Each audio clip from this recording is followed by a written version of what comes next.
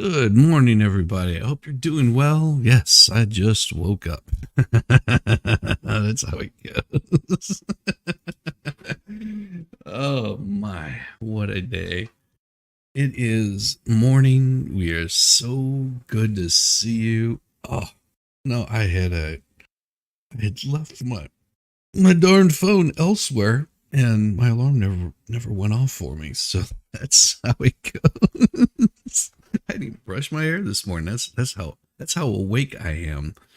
Ah, so glad to see that you guys are entertaining yourself this morning though.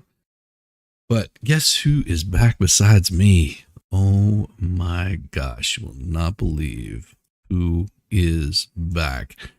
It's hilarious as all get out. Yes, the one, the only, the one that caused so many problems in his short time, Rory Kitty.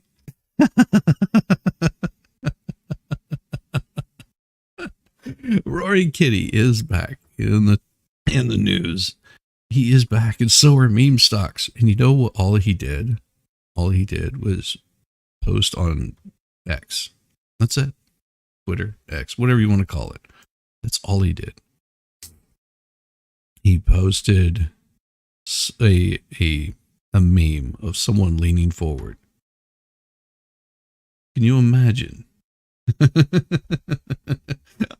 Thank you so much. Tammy Boucard, awesome. Glad to see it. You guys are so great. Hey, Nicola. Try not to miss this one. And then I'm running late.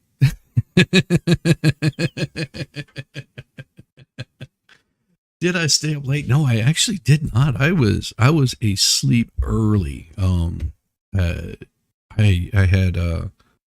had puppies that were just like, hey, the other one's not here. You know, the one with the breastages, she's not here, so they wanted to hang. Yeah, they put the sleeper hold on me pretty early. I got, that's probably the most sleep I've slept in a long time. It has nothing to do with the wife. Just, you know, those little bastards just did not want to hang, did not want to leave me alone. Good to see you. Good to see you. Hey, JW. Hey, Mary. Good to see all of you fine people. Elkie, it is wonderful. It was wonderful. Wonderful morning. And thank you for holding down the fort for me. Well, good to know I'm not the only one late. Oh, it's fine. Gotta find a way to sleep. Yeah, I do get some. Like I said, this is the most I've gotten in a while. Brenda, good morning. Good morning. It is wonderful to see all of you. So, in case you don't know who this guy is, Rory and Kitty,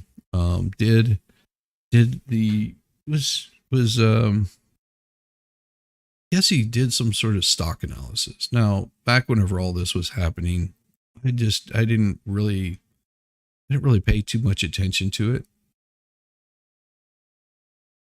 So I do remember in, what was it, 2021, whenever all of it, you know, came out. But prior to that, I really wasn't looking at you know, stocks like that.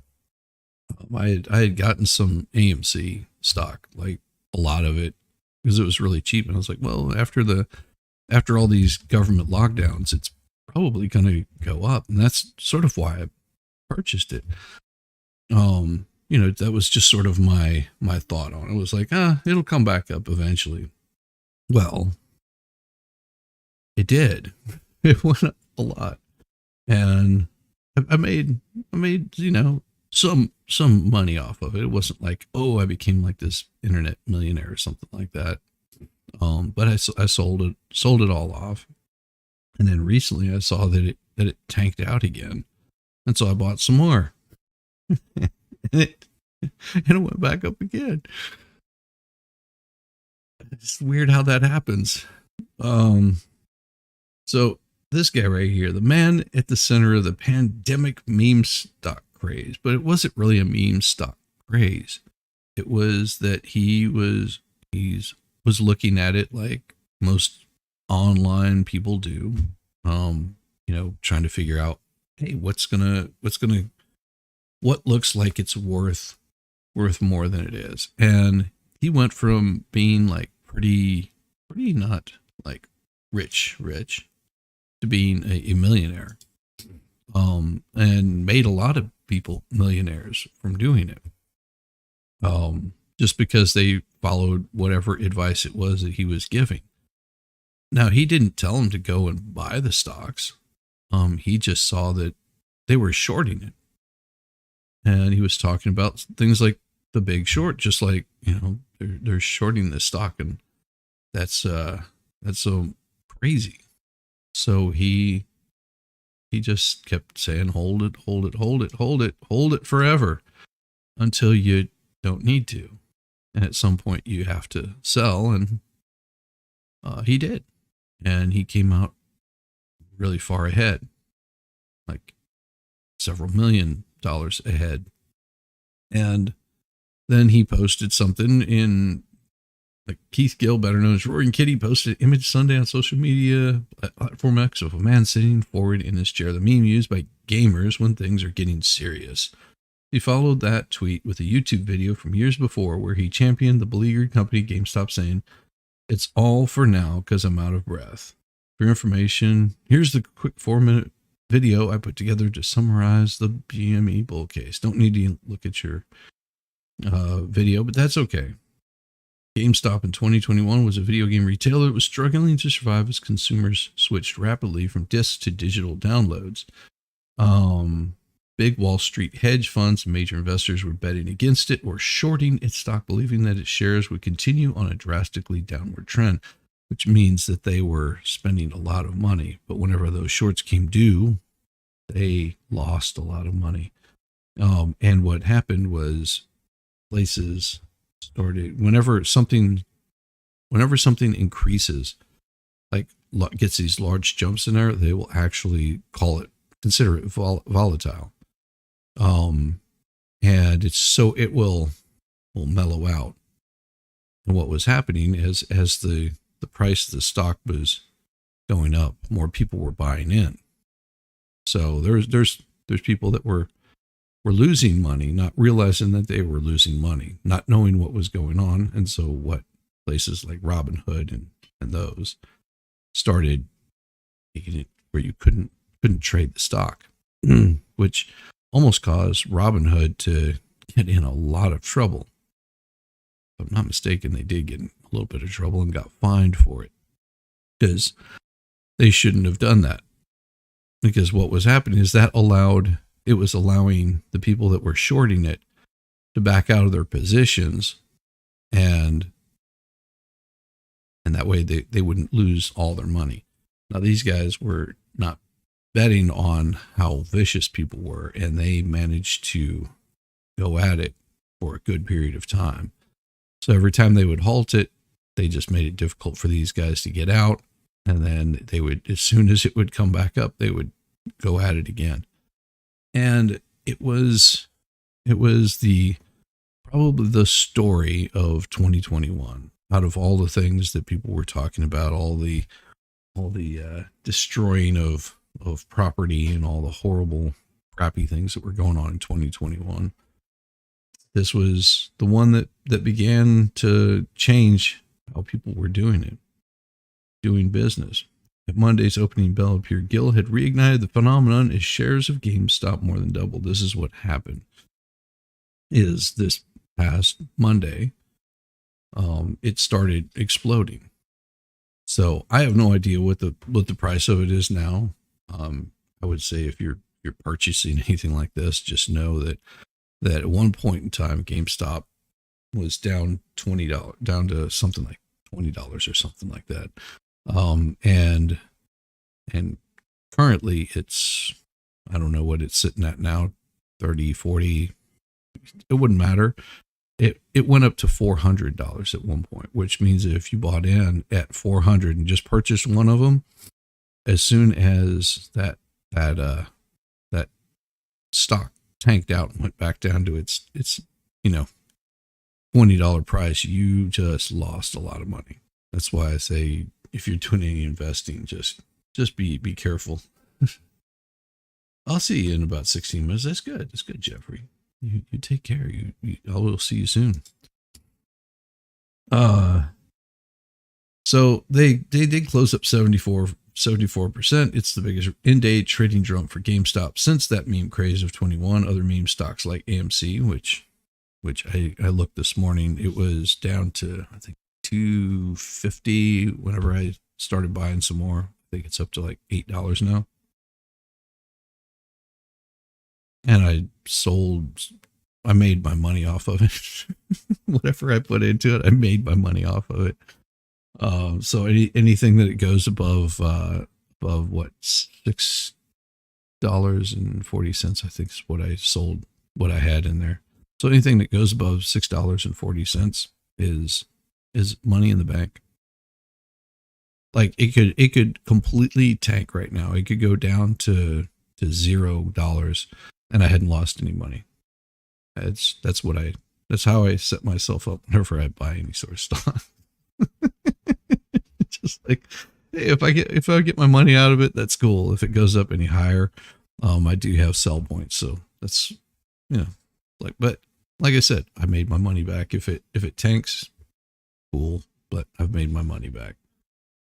And I'm happy with that. I didn't lose anything. So it's a big gamble, but some of the stuff is paid off. The small guys, one at least, for a while, driving shares of GameStop up more than 1,000% in 2021, and other meme stocks as well. The struggling movie theater chain AMC jumped up 2,300% in a very short span time in the same year. Some big traders posted colossal losses as GameStop raced from less than $20 to close to $400 each. Research, Melvin Capital, and other well-known hedge funds lost an estimated $5 billion. Now, they don't want to let that happen again. You don't understand. Movie studios abandoning theaters. Yeah, it is great. It really is. And I'm not, like I said, I'm not one to give advice. Because I've got stuff that I've purchased that has gone down, 67%. Well, and in those cases, I just buy more of it. If I believe in the fundamentals of the company, then I'll buy more of it. If I think that they'll do well, I will say that since I've been buying, selling stuff, my return has been about 30%, which is pretty good. I mean, it's better than some people and worse than others, but it's not like I'm going to become a millionaire. I mean, one of them would have to go like skyrocket roof through the roof, kind of, go from where I've got it at like $2 or something like that to, going over 2,000 or 3,000 per share before I could really see any big return on it. It's small amounts, and it's like gambling, but don't gamble with money that you can't afford to lose. It's the way that they tell you. If you plan on losing it all, then go for it. But just keep in mind that how do they put it? Market can remain. What is it? Market can something like basically it'll the market will always win. It's like the house always wins. But you take your wins where you can get them. Joining the mean surge on Monday was AMC, which leapt 78%. Costco, headphone manufacturer, spiked 37%. BlackBerry, the one-time dominant smartphone maker, rose 7%. Retailer Bed Bath & Beyond stock sought bankruptcy protection last year. So some meme stocks, including GameStop and AMC, had been climbing earlier this month and rapidly. Shares of GameStop, which faced steadily 2021, had risen 57% this month. In January, it reported its first annual profits since 2018, though it's unclear if Cohen turnaround plan will succeed. AMC Holdings has risen 10% in the past 30 days. Those companies broke out Monday following Gill's tweet. The dynamics of the market, as far as companies like GameStop are concerned, have changed, however. When Gill and an online army of retail investors began buying up shares of GameStop, more than 140% of the company's tradable shares were being shorted. So if that tells you right there what happened, that's why they got screwed. Because it wasn't because of Gil. It was other people that were seeing it at the same time. And if this makes sense, they were shorting more than 140% of the company's tradable shares. Now, if you really get on the Red Hat IPO, here's a guy had friends that were made into millionaires in one day. Yeah. So what they're saying is 140% of the company's tradable shares, which is more than the shares that are available, they began shorting them. You arrive at that distorted number because some traders were borrowing against already shorted stocks to build an even bigger bets against the company, vastly increasing their losses when the stock began to climb. The short positions against GameStop tradable shares now just stands over 24%, slightly more than 22.5 recorded in January. Gil reaped a big profit investing in a troubled video game company, but denied when he appeared virtually at... What? Okay. When he appeared virtually at a congressional hearing that he'd used social media to drive up GameStop stock price. Yeah, he didn't. He just talked about what he saw and thought it was crazy that people were still shorting the company.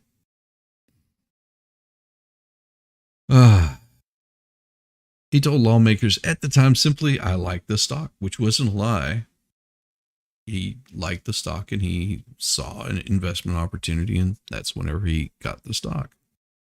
So like, and it's not because he believed in what the company was about or anything like that.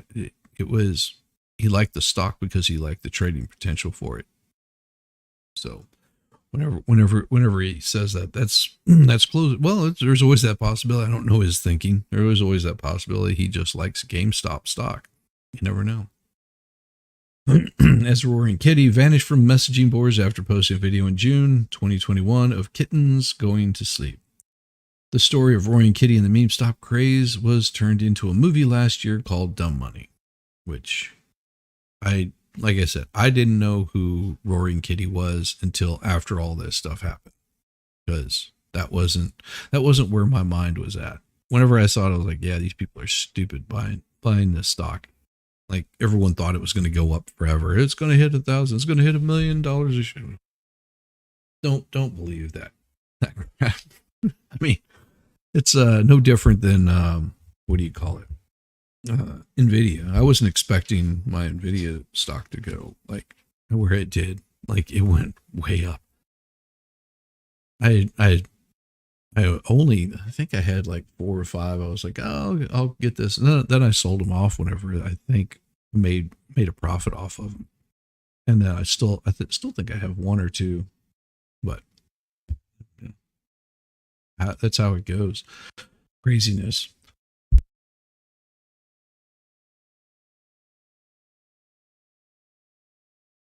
And if it gives you any idea, this morning, the stock from yesterday is up just 67% pre-market. So that means it's up $3.51 from where it was. That's crazy.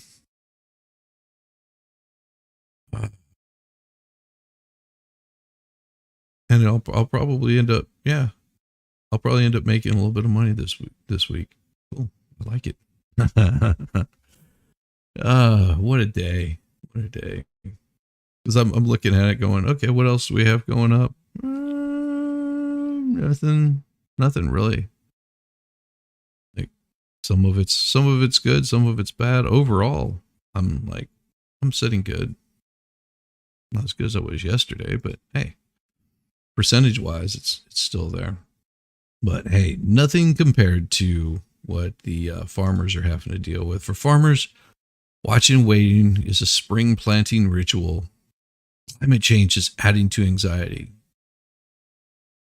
I would like to know how they come to that conclusion. I really would love to know how they come to that conclusion. Good morning, Ammo's girl. Hey, Funston. Good to see you. Good to see you. Yeah, my puppies are losing their minds this morning.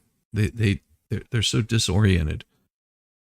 I would like to know how they come to this conclusion that for farmers, watching and waiting is a spring planting ritual, and climate change is adding to anxiety. I don't see how that can be true. Well, I'd like to let's see how they came to this conclusion.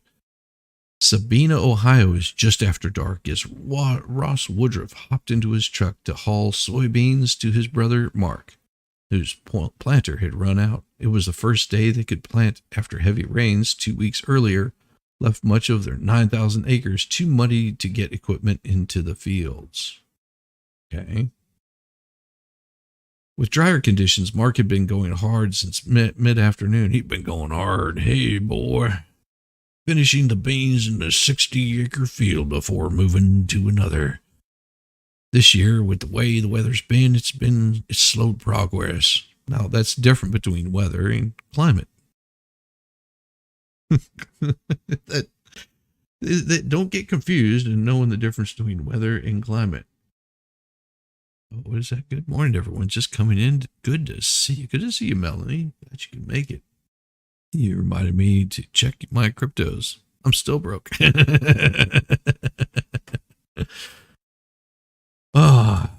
This year, with the way the weather's been, it's slowed progress. Waiting on the weather is an old agricultural story, but as climate change drives an increase in spring rains across climate change does not do that.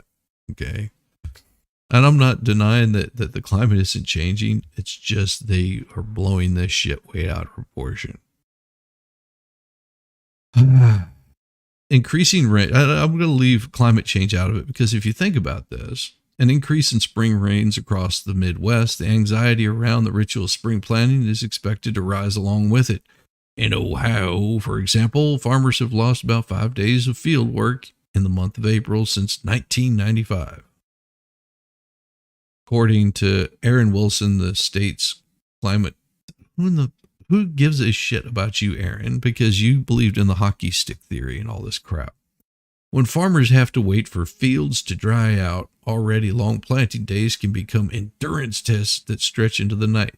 That's no different than what my grandfather had to deal with in the 80s or the 70s or the 60s, whenever they said, oh, the world is cooling at an exponential rate, and by the year 1980, we're going to be frozen. That's the reason why they call it climate change now and not global cooling and global warming, is because those are natural phenomena that happen every year. Good morning from Brisbane, Australia. Hoping you have a good day, Shizzy. I shall, Penny. Hope you have one also. Delays in planting can affect yield if they are significant enough. Quality of crops planted in wet springs may suffer at harvest too. Now, I'm curious, if he's got 9,000 acres. Now think about this. Ross Woodruff, he has 9,000 acres. That's a lot. It's a lot of acreage. That's a lot of subsidies that he's getting from the government. The expectation going ahead that this will continue to be a worsening issue, said Dennis Toody, whatever, director of the Department of Agriculture's Midwest Climate Hub. I would say that they're another left wing think tank that thinks too hard and doesn't know the difference between weather and climate. We need to help agriculture understand that, develop new management mechanisms to deal with that by changing how we plant, changing when we plant, and changing what we plant. Well, you guys, I'm not old enough to remember the Dust Bowl. As much as people like to think that I am that old, it is true. I was not around whenever they had the Great Dust Bowl. But it was because of idiots like this that shit like that happened. Dry temperatures, not knowing how to manage things properly, which we've changed that drastically since that time. But it'll happen again. Farmers will tell you ain't nothing changed every year, is wait and see what the weather does. Exactly. But not your climatologist, because they know how to plant. They know when to seed. They know all that you should do. Think about this guy right here, that owns 9,000 acres. Think about this, 9,000 acres of prime land, prime real estate. That is some of the richest soil you'll ever see. And they're destroying it if they don't plant intermediate in between, doing different crops. They're rotating those crops around. The amount of small animals that get sucked up into these machines is a lot. Oh yeah. We're talking lots and lots of little creatures get sucked up into these things and become part of the meal that you eat. Yeah, so all the vegetarians out there that, it's organic, it comes from a small farm. Look into what it takes to become an organic farmer.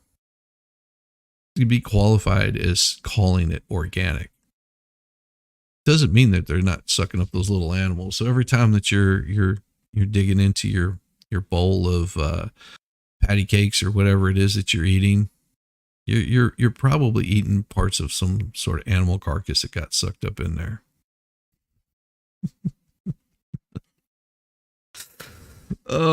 Experts say, well, always trust experts, because they are the ones that you believe in. Experts are the ones, the onlys. They're experts.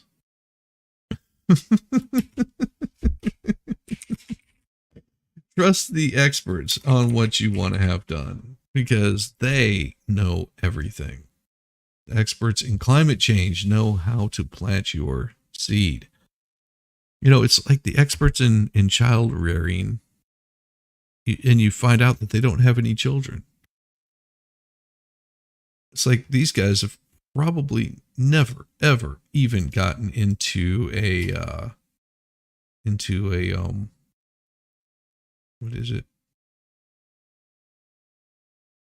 A farm truck. They probably drive around in their little Priuses and think that they're doing wonderful things, or they drive around in their Teslas. They've got their little Tesla and they're just cruising along. Look, I have my Tesla. Aren't I so special? Oh, I'm cool because I drive a Tesla. And they don't realize that those coal workers are still doing the same thing to, keep that coal production up as you flip them out of existence, shut down their jobs. And guess who's powering that Tesla? I mean, it's a coal-powered engine. It's beautiful. It's beautiful. I think it's wonderful. Pollute the earth more. Your farm is too small for fancy equipment. I just do everything like your grandparents did. Well, and I don't remember where I saw it. It was a guy that, I want to say, they lived in Alaska. And they were one of the last few sort of holdouts on Anwar area, which if you don't know what that is, that's a specific area that's all national forest now, and the government doesn't want you drilling on there. But there was, this older couple, and they moved. I believe it was to the Midwest, and see this big giant tractor that they have right here? Well, these are acres upon acres. We're talking like hundreds of acres that these things are operating on. And it was a piece of land like this that had gone completely barren. Like they couldn't grow anything off of it anymore. They just ruined the soil so bad from bad mismanagement. This guy bought up the acreage, and he came in and he corrected the water management so they didn't have flooding that would happen in certain parts of the land, got the correct runoff to work like it was supposed to. Because, on a lot of these, they just flatten everything out. So he got it rearranged. Came in and planted some hazelnut trees, which in turn brought some birds in, which like birds like geese and such. And those geese, would fertilize the ground. After they would fertilize the ground, then it would make it a little bit better. They started having a problem with the soil wasn't getting churned up good enough, and so they brought in hogs, and the hogs would come in and trample the ground up. Plus, they would fertilize on top of that. They did things to their property like and I can't remember the terminology for it, but they still planted crops, but they didn't plant as many crops in, and it was enough to basically sustain them. And just continue to buy up property. Also, I think they were running more of like backup solar things, and that would run pumps. But yeah, really good soil, good land, got it back to where it's good, and he could look out. They went through. They had wooded areas that they basically kept the undergrowth. Some of it trimmed up. They didn't worry about plants getting destroyed. And I mean, he was big into the climate change belief, but it was also sustainable planting. It's interesting to me that people like Iron Rabbit, this is what she's saying. You need to rotate crops to not exhaust the soil, but that's not what happens a lot of times. Especially with large groups like this with 9,000 acres. They get subsidies from the government to create ethanol. Ethanol is what they put in your gasoline to subsidize it, I guess, and then you pay for it drastically. They turn it into alcohol. It takes a lot of water to turn it into alcohol. Now, as Rabbit's saying this, the Mayans knew about this a long, long time ago. They figured this out. It's in a lot of their writings. My wife and I did a trip to Belize, where there's still Mayans to this day. They just left their land. The Mayans, they went by the cycles of the moon and by the way that the stars, the seasons, and whatnot. They had it planned out where they would go to different sections of the lagoons, the river, because they would know when the floods would come because of the rains, and they knew what to plant. They knew the soil would be replenished, and they had their system down to basically keep their cities growing. It wasn't until I think it was the Spaniards came in that really ruined things and brought in slavery. That there was, it's no different than what we got going on in our large cities. They've just got overpopulated, and it wasn't sustainable having farming mixed in with a lot of sugar producing, because that was the big thing. Sugar was easy to produce, and it was quick, and it came around year round. So they basically destroyed the soil where you couldn't get food to the people. And after a while, people just moved out and sort of disbanded. I mean, there's Mayan ruins. They still haven't uncovered all of them. They just been taken over by jungles, and they were large cities. And if you look at where they're located at, their cities just no different than what we have in any state. They're just hubs along the river and easy to get to, and they just destroyed it. Hello, everyone. Not chatting too much. Still out cleaning the chicken coop. There you go. So the number of days with extremes are increasing. It's an upward trend. No, it is not changed because what they're going to, and you notice they say number of days with extremes. What are those extremes? Oh, extreme hot, extreme cold, or normal weather patterns. The Ohio Valley saw increases in April rainfall of about 1/4 of an inch per decade between 1980 and 2023. On average. People are idiots. The most any area in the nation aside from the Southeast. Oh, really? But the Southeast, we're not having that problem, are we? According to NOAA, southern Ohio, northern Kentucky, and large swaths of Indiana saw some of the biggest increases in April rainfall in the Ohio Valley, as much to 5 to 6 inches more than usual in 2024. Yeah, it was an anomaly. It doesn't happen all the time. Because next year, whenever it doesn't have that much rain, they won't calculate in that on average it has, 10 to 12 inches less than normal. But that'll become a different story. That's how climate change scare tactics work. Farmers are going to need the ability to manage a broader range of conditions. Well, no different than what they've had to do. He's explaining to him, this is where we put our horse crap, our cow shit goes into this right here. Oh, look, they're in a plastic bubble. Guess what the plastic is made from? It's made from oil. All the plastic they have for their sustainable growing, yeah, it comes from the ground.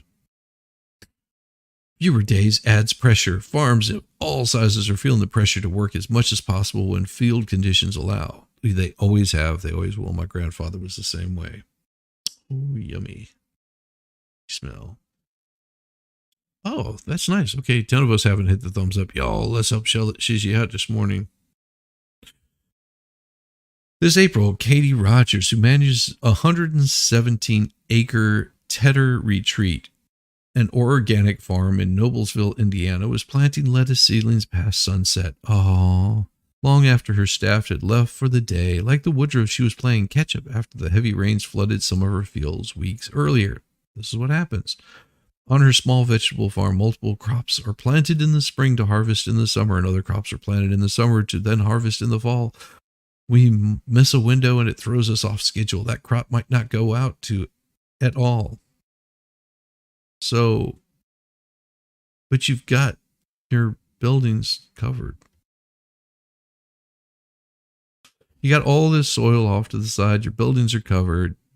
How do you consider that being organic? Just curious. Yeah, so you get your seedlings. You get your seedlings. No different than my wife does every year. Gotta love it. Oh, look. We're doing it all by hand.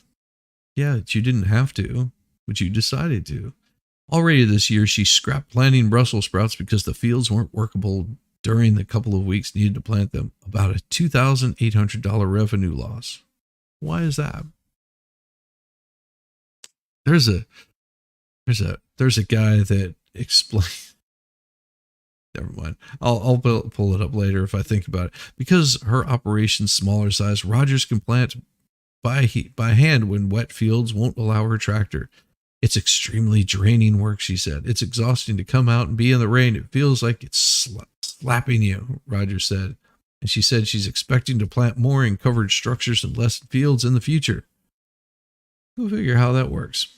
Ross Woodruff in Ohio says it seems like spring days good for field work are more sporadic, coming in 2 or 3 day spurts rather than the week-long stretches he remembers earlier during his 20 years as a farmer. During those shorter spurts, the hours are long. Oh, okay. Ross. Sure. We'll try keeping stuff going around the clock if we can, if we've got enough manpower. Oh, well, there you go. More rain means farmers need to manage that water, which can threaten to erode soil. Well, yeah, that's what happens. Woodruffs, like many larger farms, rely on tile drainage to remove excess water from fields. Oh, is this what they require to manage the water? Guess what that is? More plastic. Weird how that works, isn't it?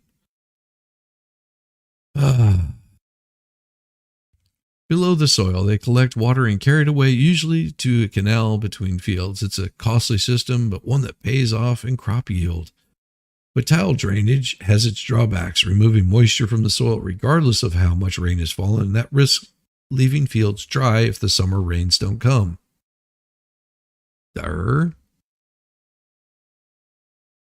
It's like weather, dude. Weather. Okay, she's over dramatic. Oh, hilarious how they consider weather effing your farming efforts is somehow a new thing. Yeah, I know. Mm-hmm, mm-hmm. Uh, oh, look, they've got runoff going to canals. Isn't that great? Not uncommon that you'd see this. Just means that it's got to go somewhere. Wendy Carpenter, who owns just an acre and a half Christopher Farm in Medoc, Indiana, uses some sustainable farming techniques to do that. Mm-hmm. Like many larger farms, wait, if you're considering an acre and a half a large farm, you are out of your freaking mind. An acre and a half is not a large farm. That would be a very small farm. Or maybe they're comparing her to larger farms. Oh, look, more plastic. Wow. Just amazing how that works. Oh, the things that they hate. The things that they hate. Oh, they pull the water out, then they have to pay a fortune to water the fields later on. Nobody understands the water table anymore. I know. I grew up a while on a farm, but my whole 1 through 23 life and farming community, this just makes your head hurt. I know. Tired. I need time off, but that's coming. Yes. Runoff utilizing plastic pipes. Runoff using plastic. How many cows does she eat per year? Yeah. Jizzy, that would be a small garden at best. Yeah. Just plant your crops on built up rows. I only have 6.5 acres, but it feeds your family. Exactly. It's amazing how that works. Now 6.5 I would consider still a small farm. I mean, that's how much my grandfather held on to after he sold off all of his land. See, my grandfather had it down right. What he did is, up until the point where he didn't want to continue on with it, what he would do is he would rent out his property to local farmers. And because they didn't have time, they weren't actual farmers. They were more like these mom and pops that would come in there. And they thought that farming would be glorious and wonderful, and they would buy up land, but land was a little scarce in this particular area. So my grandfather, in his wisdom, he would rent the property out to them to plant whatever they wanted to plant, as long as it stayed within a certain realm, because regular rotation. And so what he would do is he would rent the property and then rent his services, so they didn't have to go out there and be plowing fields and, build a barn and bring fuel out and things like that. So he would make money on the renting portion of it, which was, he was almost like a sharecropper, except he owned the property. So he got a share of whatever they turned out. And it was a small percentage. And then they would pay him, he could renegotiate if they wanted him to work the property. And I think once he hit, I think it was his 60s.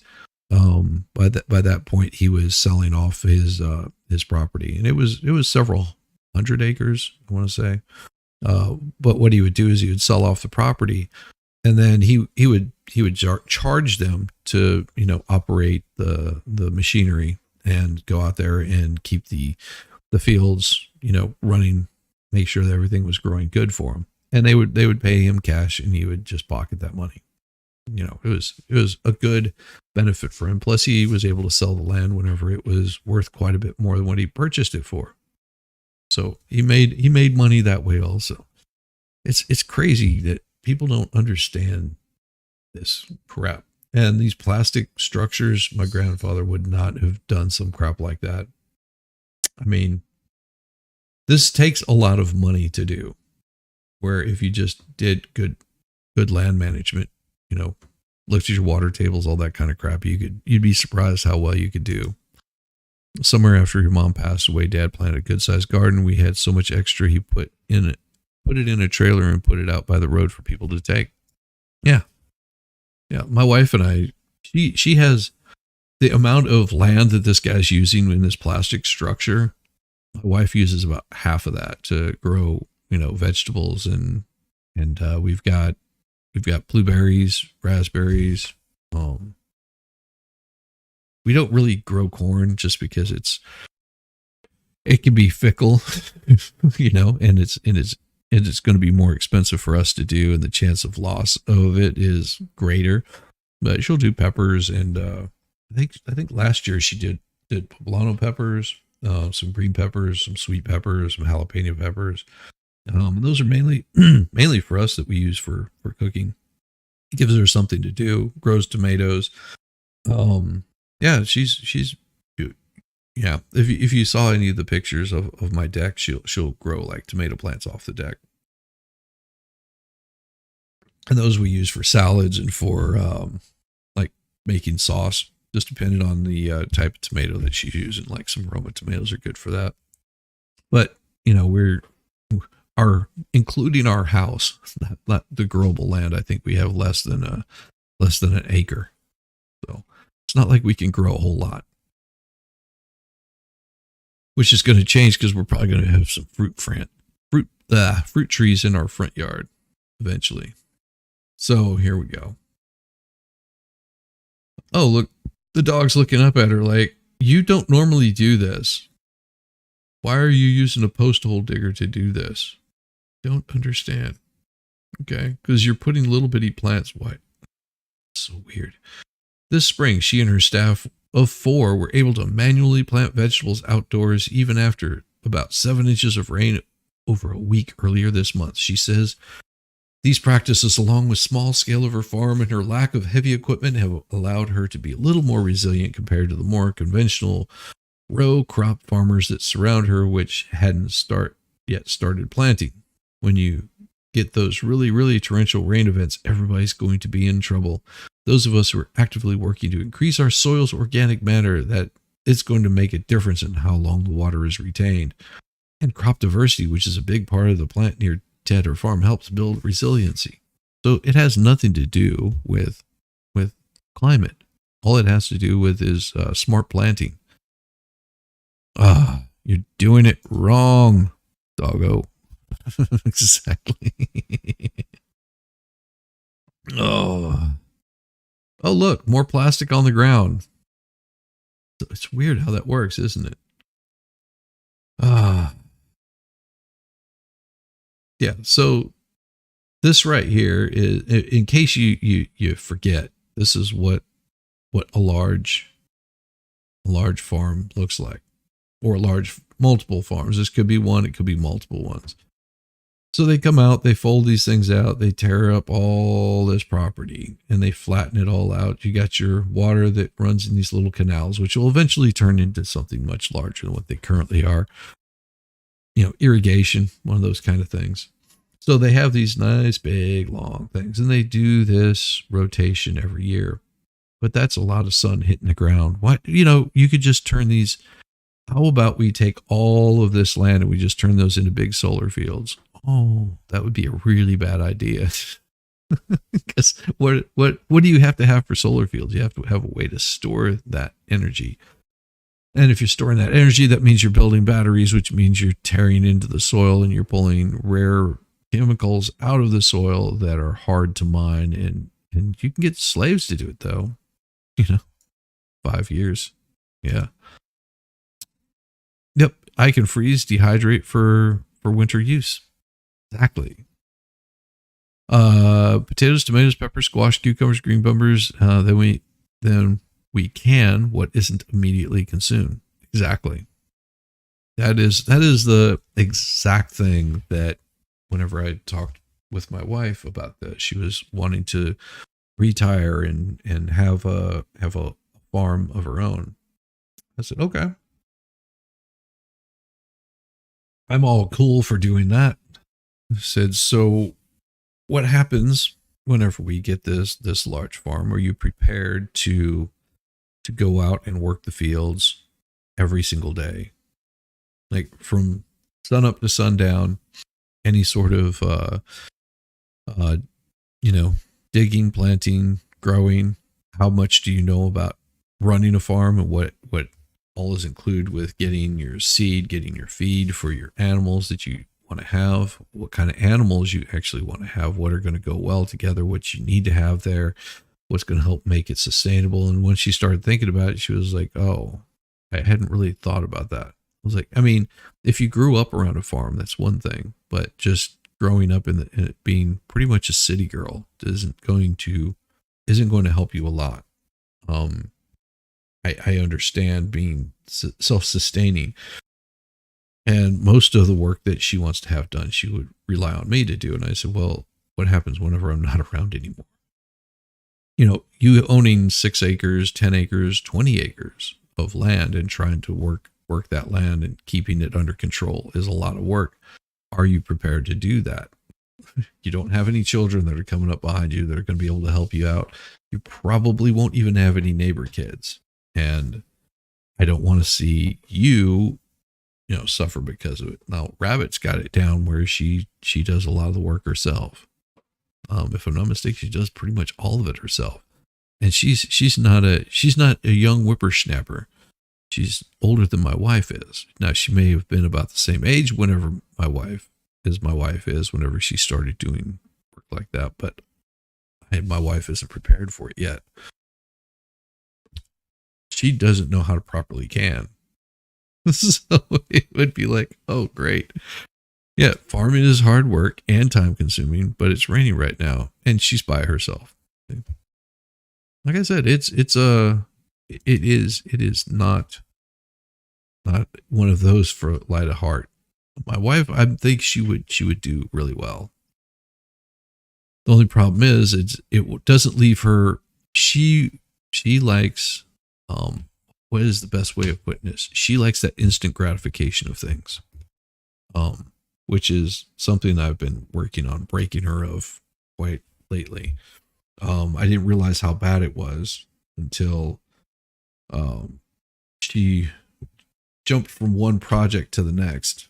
It was like, sweetheart, there's only one of me and I'm not that young anymore. So this next project that you want to have done, I said, you're just going to have to wait on it. She said, well, I don't want to wait too long. And I'm like, well, what do you mean by too long? She goes, well, I want to have it done by the end of the year. I was like, no, that's not going to happen. Like, I like to have a little bit of time to recoup finances, to recoup other things like that. And I think whenever we had the flood in our basement really changed her outlook on it. I think she realized, yes, she's trying to overextend herself and her finances and everything. So, oh yeah, go shower off the chicken coop. Go do your errands. See, and that's what I mean by Rabbit only has so much time. Once she gets everything done, sure, she's got free time to do things. But then there's always more work that needs to be done. It does keep you busy. Keeps you pretty healthy too. As the woodrow scrambled to plant last month while the darkness moved in, Mark and Ross worked quickly to reload the planter, get it turned around, lined up on the next row. The planter rattled to life, its blades lowering into the ground. The tractor's headlight marked a clear path. Mark wouldn't finish planting until 11 o'clock while Ross stayed up past midnight doing office work. And they weren't alone. Down the road, another farmer was planting his field under the full moon. Yeah, that's how it goes. That's part of being a farmer. It doesn't change. It's not like you get this big drastic climate change where, oh my gosh, the world is ending. Climate change. But it's all the Canadians' fault. I guarantee it is the Canadians' fault. The reason I say that is Canadian wildfire smoke chokes upper Midwest for a second straight year. Smoke from Canadian wildfires has prompted health warnings across the upper Midwest and Montana for a second year in a row. Fires raging in BC and Alberta have filled the skies with haze over parts of Montana, the Dakotas, Minnesota, and Wisconsin on Sunday, lingering into Monday morning. Unhealthy air pollution levels means everyone in Minnesota should stay indoors and avoid heavy exertion outdoors. Really? Everyone? So you're telling me the farmers that have some nice clear rain, now what would be causing these wildfires? Do you think it's poor land management? Could be.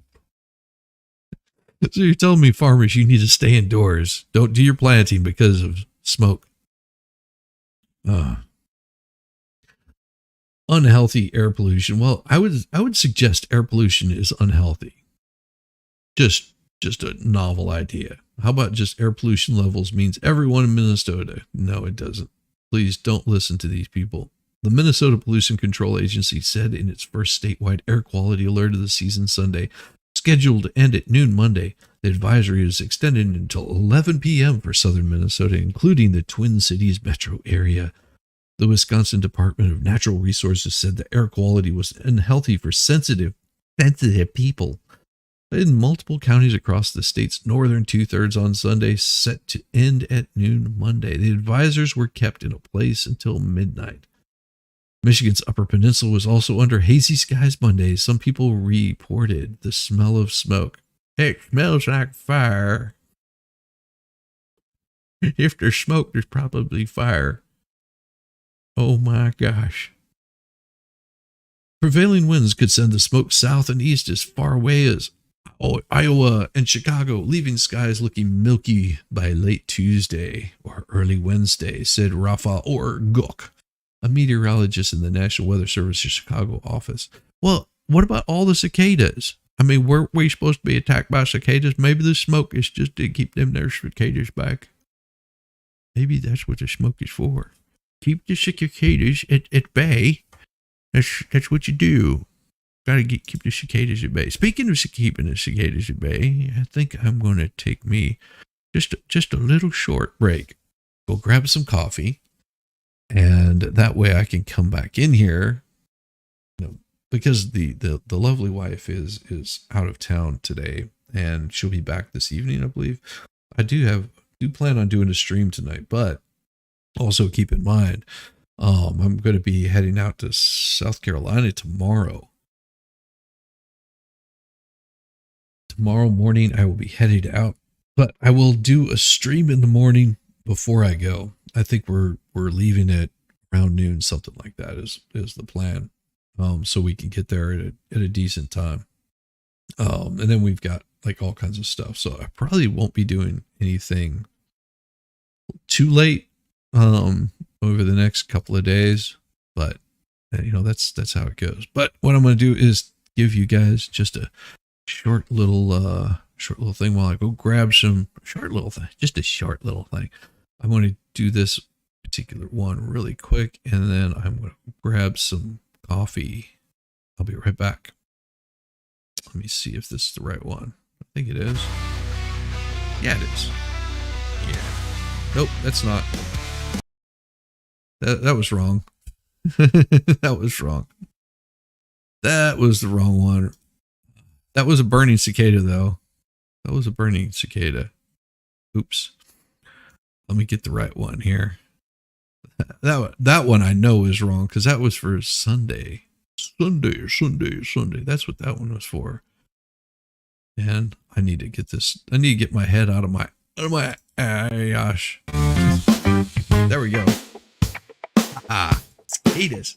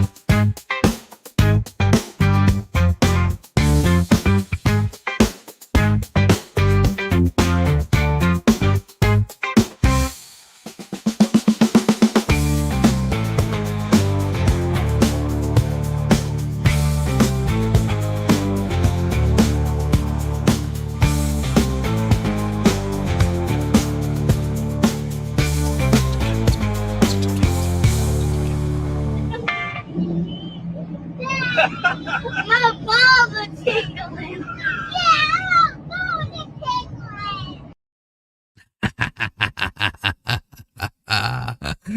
I love that. Those two kids in the back just like watch their eyes just get really big. It's like zooming. Oh man. So here's what we got. Listen to the recording that Michael Cohen used to directly implicate Trump in testimony at hush money trial. Okay, let's see what this was. This audio recording, played for jurors Monday at Donald Trump's hush money trial, was secretly made by Trump's fixer-turned-foe Michael Cohen of a meeting in September 2016 in which they discussed the plan to purchase Karen McDougal's silence. McDougal, a former Playboy... So this had nothing to do with Stormy Daniels. It's weird. It's weird. They've got this this clip right here, but we're not going to hear anything. Boy model alleges that she and Trump had an extramarital affair. Listen in. I need to open up a company for the transfer of all of that info regarding our friend David, so that I'm going to do that right away. I've actually come up and I've spoken to Alan. Okay. I'm confused of what exactly is saying here, because it sounds to me like Owen is the one instigating this. About how to set the whole thing up with funding. Yes. And it's all the stuff, because you never know where that company, you never know where he's going to be. Correct. So I'm all over that. And I spoke to Alan about it when it comes time for the financing, which will be... Listen, what financing? We'll have to... Oh, see? Finish my chores. Now I can chat instead of just listening too. Secret recording sounds like it could have been illegal depending on where it was made. No, I'm sure it was absolutely fine. But if you really listen to what's being said, he's like, it looks like Cohen is the one initiating all of this. He's the one figuring out a way to set up whatever shill companies. It sounds to me like Trump is like, what are you talking about? I mean, okay, we're trying. All right. Think about this. You're a multimillionaire and someone makes a claim of some BS. They say, hey, I'm going to claim that Shizzy, did this, and this. And you're just like, that's not true. Instead of going after them for defamation, which can be in the hundreds of thousands of dollars. And then also you have to prove that that's exactly what they're doing, that they're blackmailing you. Basically, he's being blackmailed and they're figuring out a way to make the blackmail go away. Like, geez. It just is so screwy, but it's Cohen that's setting all this up. Pay you, so no. I got. See? Sounds to me like Cohen's the one that's setting this up. He was like, why not just pay him cash and send them on their way? We settle. But it's Cohen that's wanting to do this. This audio That's all that they've got? Oh my freaking God. If this is all that the prosecution has, is Trump saying, then why don't you just pay them cash to make this bullshit go away? Because I don't have time to waste on this. So it sounds to me like Cohen is the one doing all of the shady shit. Shady fucking lawyer doing shady shit. Good Lord. If that's all you've got, that's really all that you've got. Jeez. New York, Donald Trump's fixer turned foe awaits a bruising round of questioning from Trump's lawyers on Tuesday after testimony that linked the celebrity client to all aspects of a hush money scheme. Okay, but it didn't. That's the problem with this. Your driver was very nice, but honestly, how can you not put the drink in the bag with the order? Yeah, it sucks. I've been trying calling messaging my driver, no response, so I called DD. Oh, God. Air Attack Canada will not pay us to those planes. They sit on the ground here in Canada. Burns. Yep. Yeah. Cynthia, you getting it. You actually got it. So what she's saying is Canada burns every year. USA have lots of planes for air attack. What she means is they have lots of planes that they can fly over and dump water. But Canada will not pay us to use those planes. So they sit on the ground right there in the US and Canada burns. And be expecting to see massive wildfires happening across not Alaska, but across Australia. It's funny. It was probably 20 years ago. I was talking with this girl, and she was I want to say she's out of Melbourne, but I could be wrong on that. And I remember hearing on the news, oh, these massive wildfires that are happening. It's like Australia is going to be totally destroyed, and climate change. This was like over 20 years ago, because everybody was on the whole climate change thing. And I was talking with her, and I was just like, you don't seem too worried about it. She was like, oh no, it happens every year. Like, this is nothing new. We get wildfires like that every year. It just makes for great news. She goes, it's stupid. Did stink here yesterday, and that's Central Michigan. Yeah. Well, that is Central Michigan. Just so bad. I'm sorry.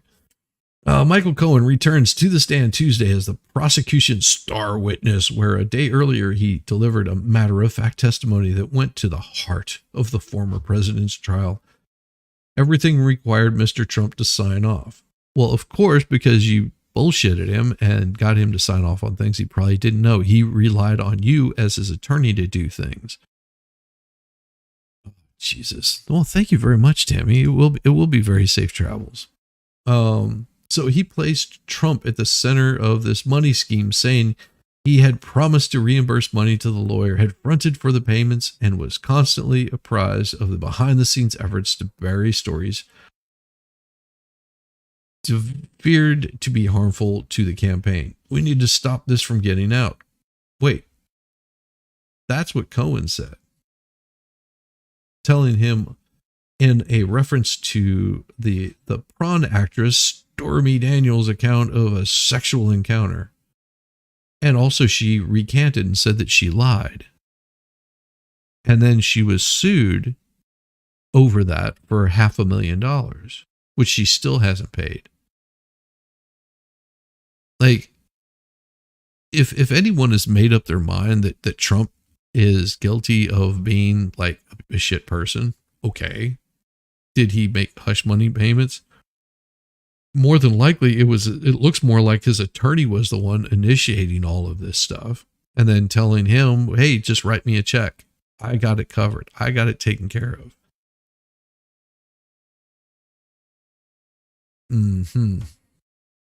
A similar episode occurred when Cohen alerted Trump that a Playboy model was alleging that she and Trump had an extramarital affair. Yeah. Wait. He said, so make sure it doesn't get released, was Cohen's message to Trump. Are you fucking kidding me? It sounds like to me, again, Cohen is the one pulling this shit.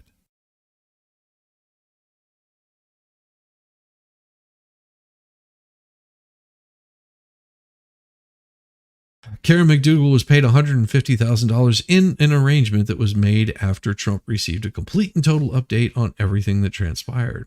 What I was doing at the direction of and benefit of Mr. Trump, Cohen testified. You're a piece of shit, dude.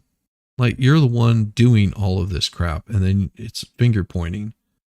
Trump has pleaded not guilty and has denied both sexual encounters. Like I said, blackmailed.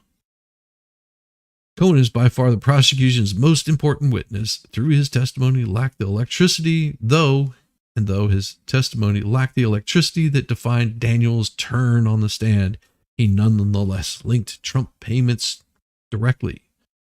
He's directly linked to nonetheless linked Trump directly to the payments and helped illuminate some of the drier evidence, such as text messages and phone logs that jurors had already seen. The testimony of a witness with such intimate knowledge of Trump's activities could heighten the legal exposure of the presumptive Republican presidential nominee. Yeah, wait until they bring up that Cohen lied on the stand, that he's perjured himself multiple times, that his credibility is completely shite.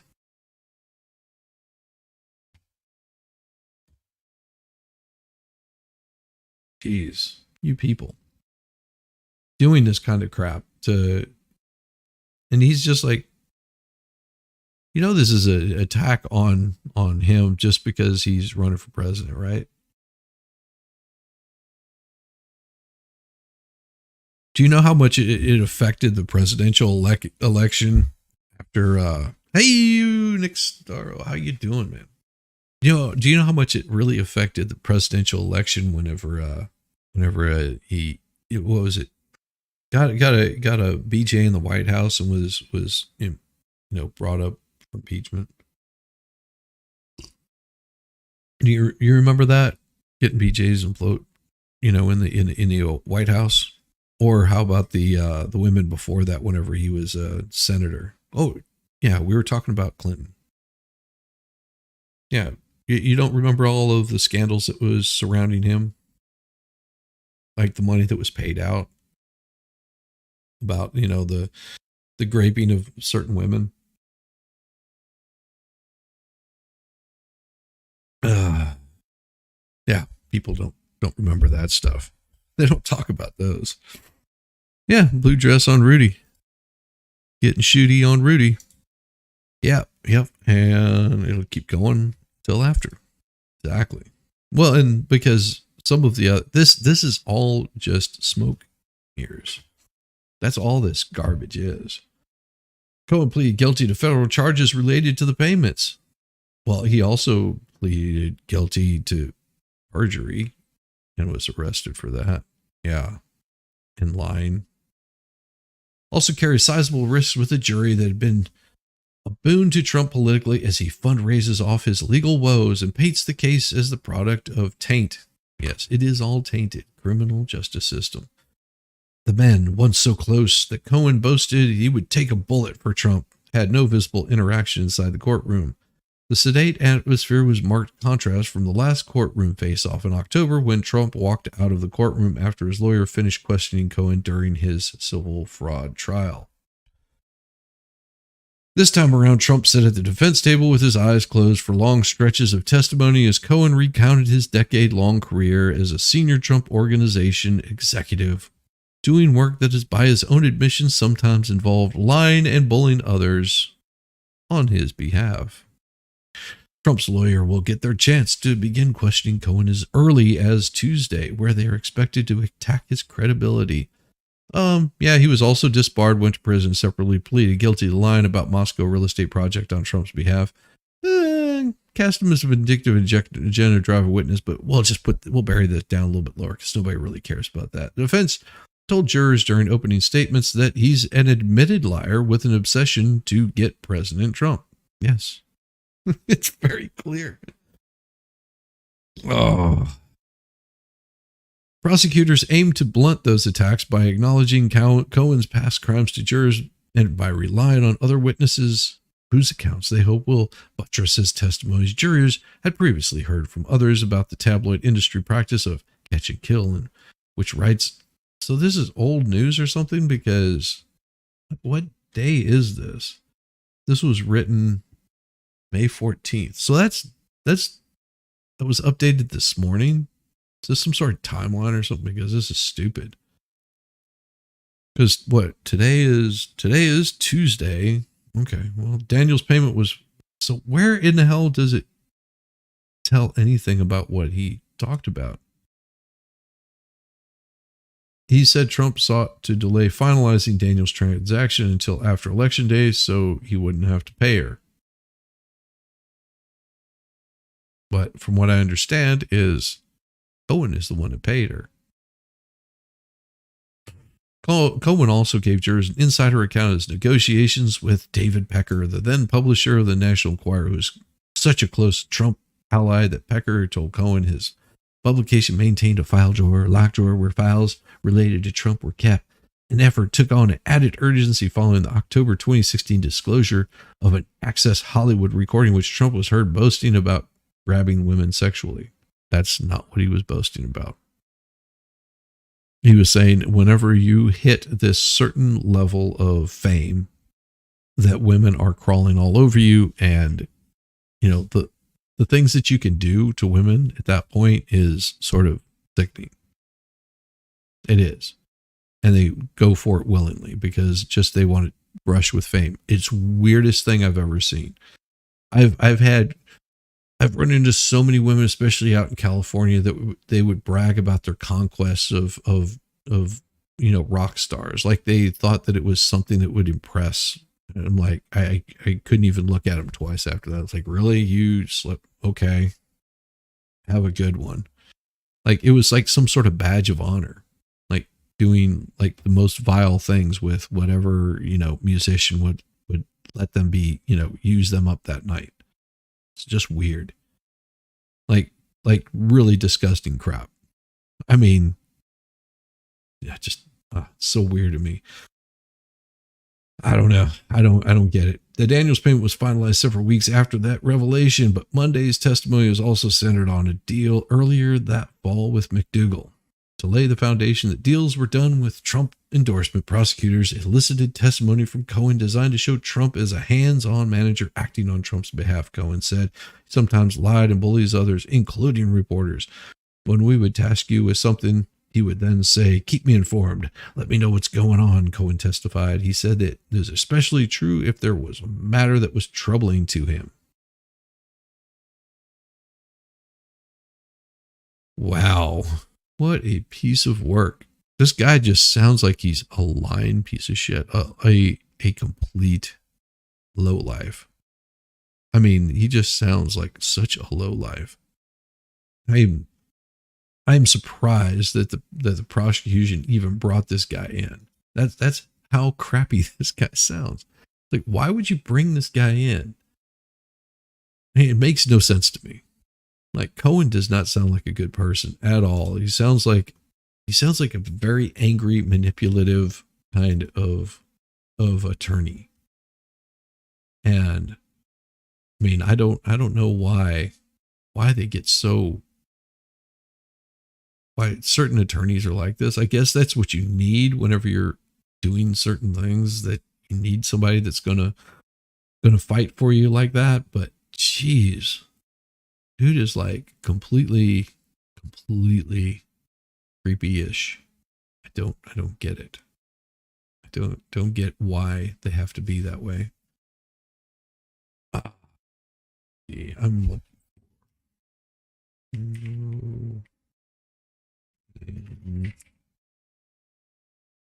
not seeing. There it is.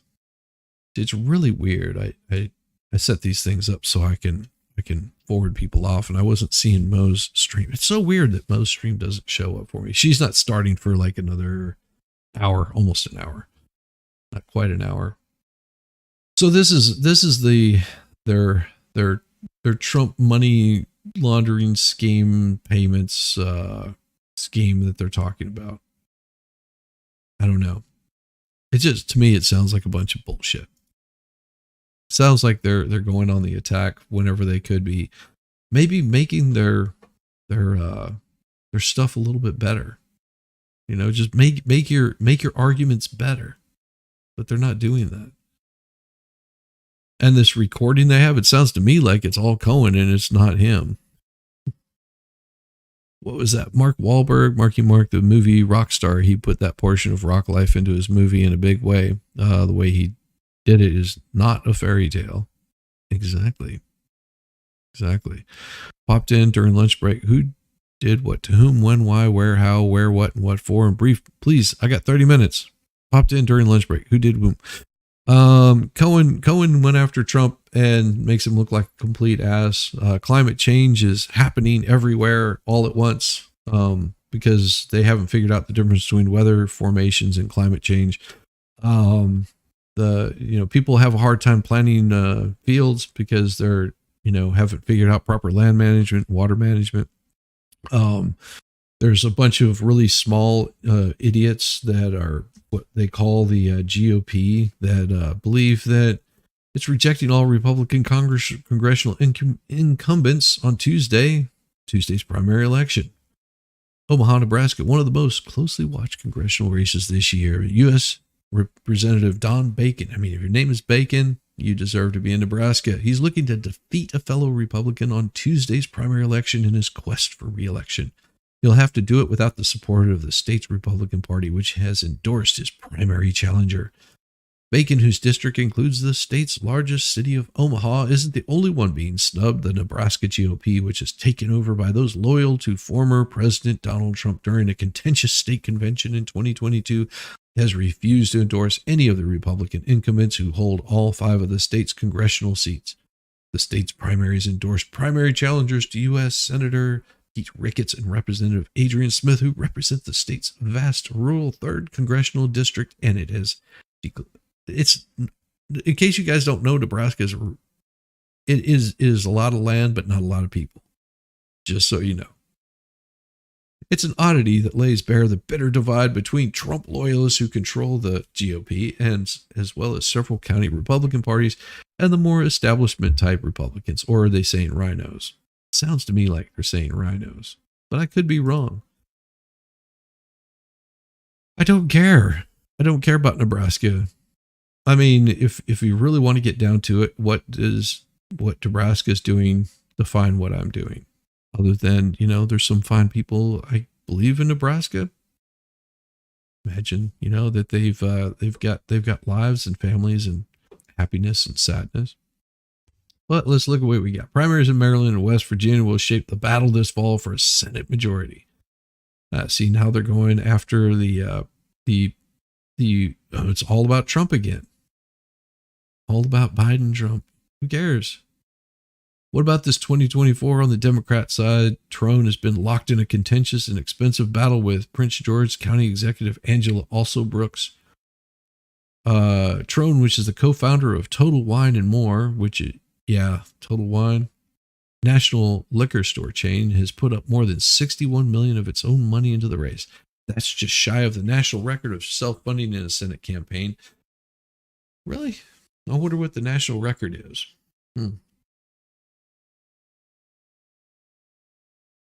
So, why has race been an issue in the primary? See, this really sounds stupid. Also, Brooks working to become Maryland's first U.S. black U.S. senator.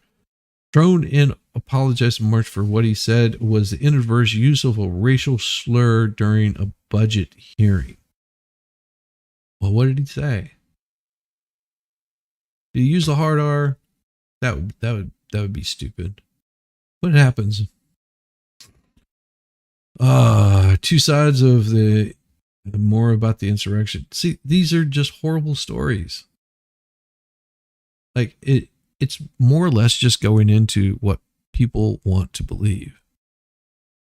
Just Don, how are you doing? Good to see you this morning.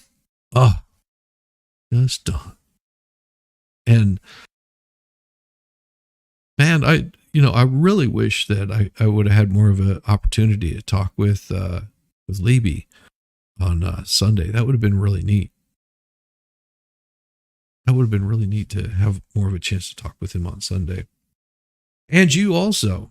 I know he had some issues going on with his mic or something. I couldn't figure out what it was. But I thought it would be really neat to listen to you and your husband talk and your thoughts on things. But damn it, we missed you.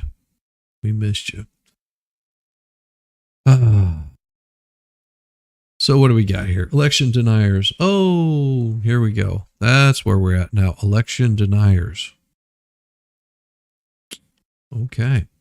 Charleston, West Virginia. When West Virginia Republicans vote in Tuesday's primary, they will have a hard time finding a major candidate on a ballot in any statewide race who openly acknowledges that President Joe Biden won the 2020 election. Okay. Embracing or skirting the line on election denialism has become an unspoken checkoff among jackoff. That's what I heard, jackoff.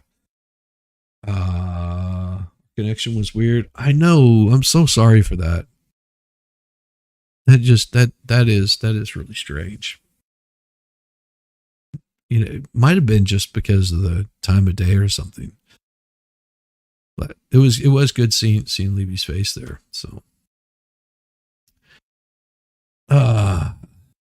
embracing. Let's see. West Virginia Republicans vote on Tuesday's primary. They will have a hard time finding a major candidate on the ballot in statewide race who openly acknowledges.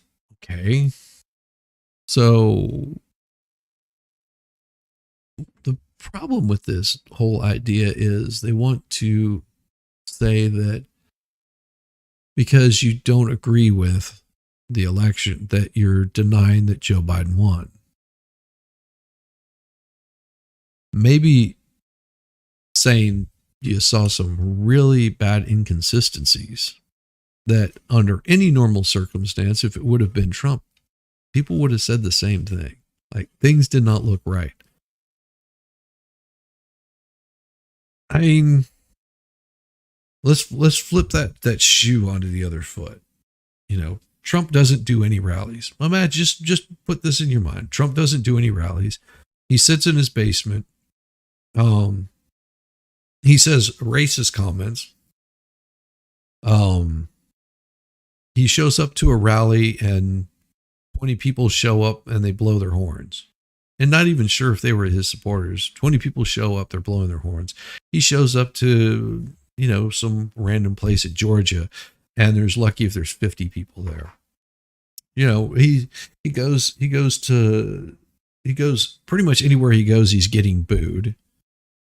And then, we're talking about Trump. Imagine, just picture this in your mind if you can. He doesn't interact with people. He doesn't get a crowd pumped up. Like, crowds just really don't care what he has to say. And then on election day, you see his numbers, going up at a steady rate, and Biden's just beating him like crazy, like has the lead all the way across the board. And then all of a sudden, somewhere around 2:00 in the morning, you get this jump up, and then all of a sudden the numbers go down for Biden. And then Trump all of a sudden hits this like astronomical amount. And then it goes on for months and months. And everybody's saying, listen, Trump won, Trump won, Trump won. And then because everybody's angry that Biden didn't win, that they go and make their grievances known at the state capitol, and things get really bad because there's a lot of angry people because Biden has been out there campaigning for days, weeks, months, just tearing it up. He's had thousands of people showing up to his rallies, and they are pumped up, and they've been out in force. They've been spreading the word around. They are pretty positive that Biden is the one. How do you think that these people would respond if Trump had won that way? Do you think they would let it go? Do you think they would be saying, well, he isn't the truth? Well, they did that in 2016.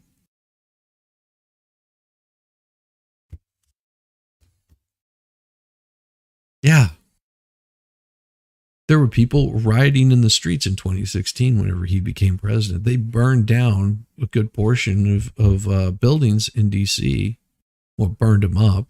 They were destroying buildings in D.C. That's why they put up the damn boards in D.C. the day before. It's the reason they boarded up windows and businesses were closed up, because they were concerned of him winning again, and the same people causing the same problems. So how does that make it a denier? Exactly. And then Trump has fences erected around the Capitol. And Trump then has his men direct social media to silence and unbank anyone who disagrees or asks questions. It's too early in the morning for rejection from a computer. Yeah, exactly. It's amazing to me that those things are all forgotten. Yet they're going to say that these people are upset because they're saying, yeah, I mean, so things looked a little damn fishy. But they claim for them to be election deniers. Just like listen, you've got more people voting than you have in that seat. How can you have more votes than people that live there? Like, I understand, most, and keep this in mind, most elections you have about a 20% turnout. I mean, and that's drastic. A 20% turnout as an overall election. Overall, looking at your whole United States, about 20% of people turn out to vote. That's a small amount. That year, they had more people turn out to vote one way or the other than they had in a long time. So it just looks suspicious. I mean, where do you all of a sudden come up with hundreds of thousands of votes from like highly contentious areas? They just all of a sudden appear almost overnight. And then whenever they do the recounts, things look shady doing these recounts. Whenever you've got one polling place that they cover up the windows so people can't see in, it looks shady. Just like, what? Like, these people are counting, and all of a sudden you're boarding up the windows and you're putting up cardboard in front of it. Does it not look shady? I mean,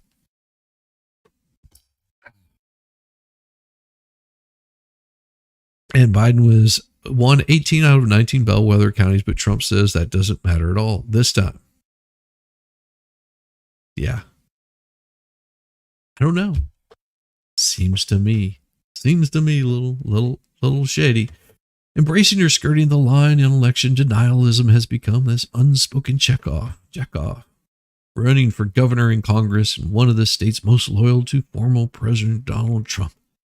What is spoken almost constantly is praise for the party's presumptive White House nominee from the slate of candidates that includes a convicted January 6th insurrectionist. Wait, who is? Who is a convicted January 6th insurrectionist?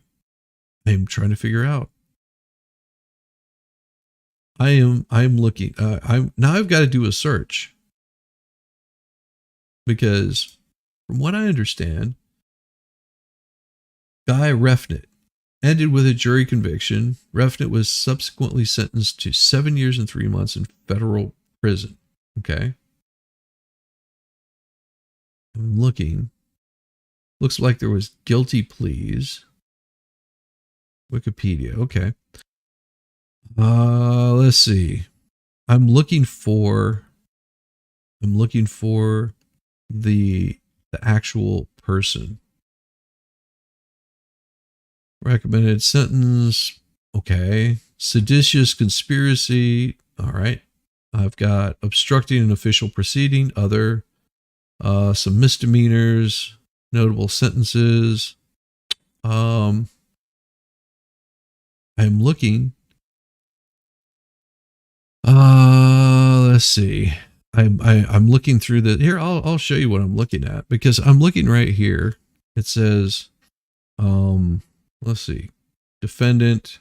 Okay, they had seditious conspiracy, notable charges. Okay, well, looking for guilty. Pamela Hemphill pleaded guilty, demonstrating exempt from U.S. law. He's full liability for leading a crowd of rioters, but he did not plead guilty, claiming that he was a sovereign citizen to whom U.S. law did not apply.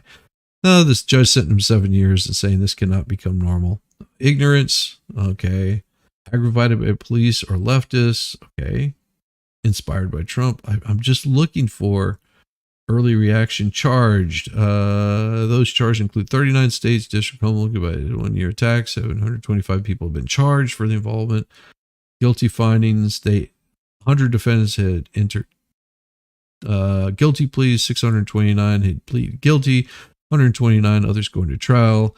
Of the latter group, 87 were convicted of all charges. 40 received mixed verdicts. I'm looking for the insurrection.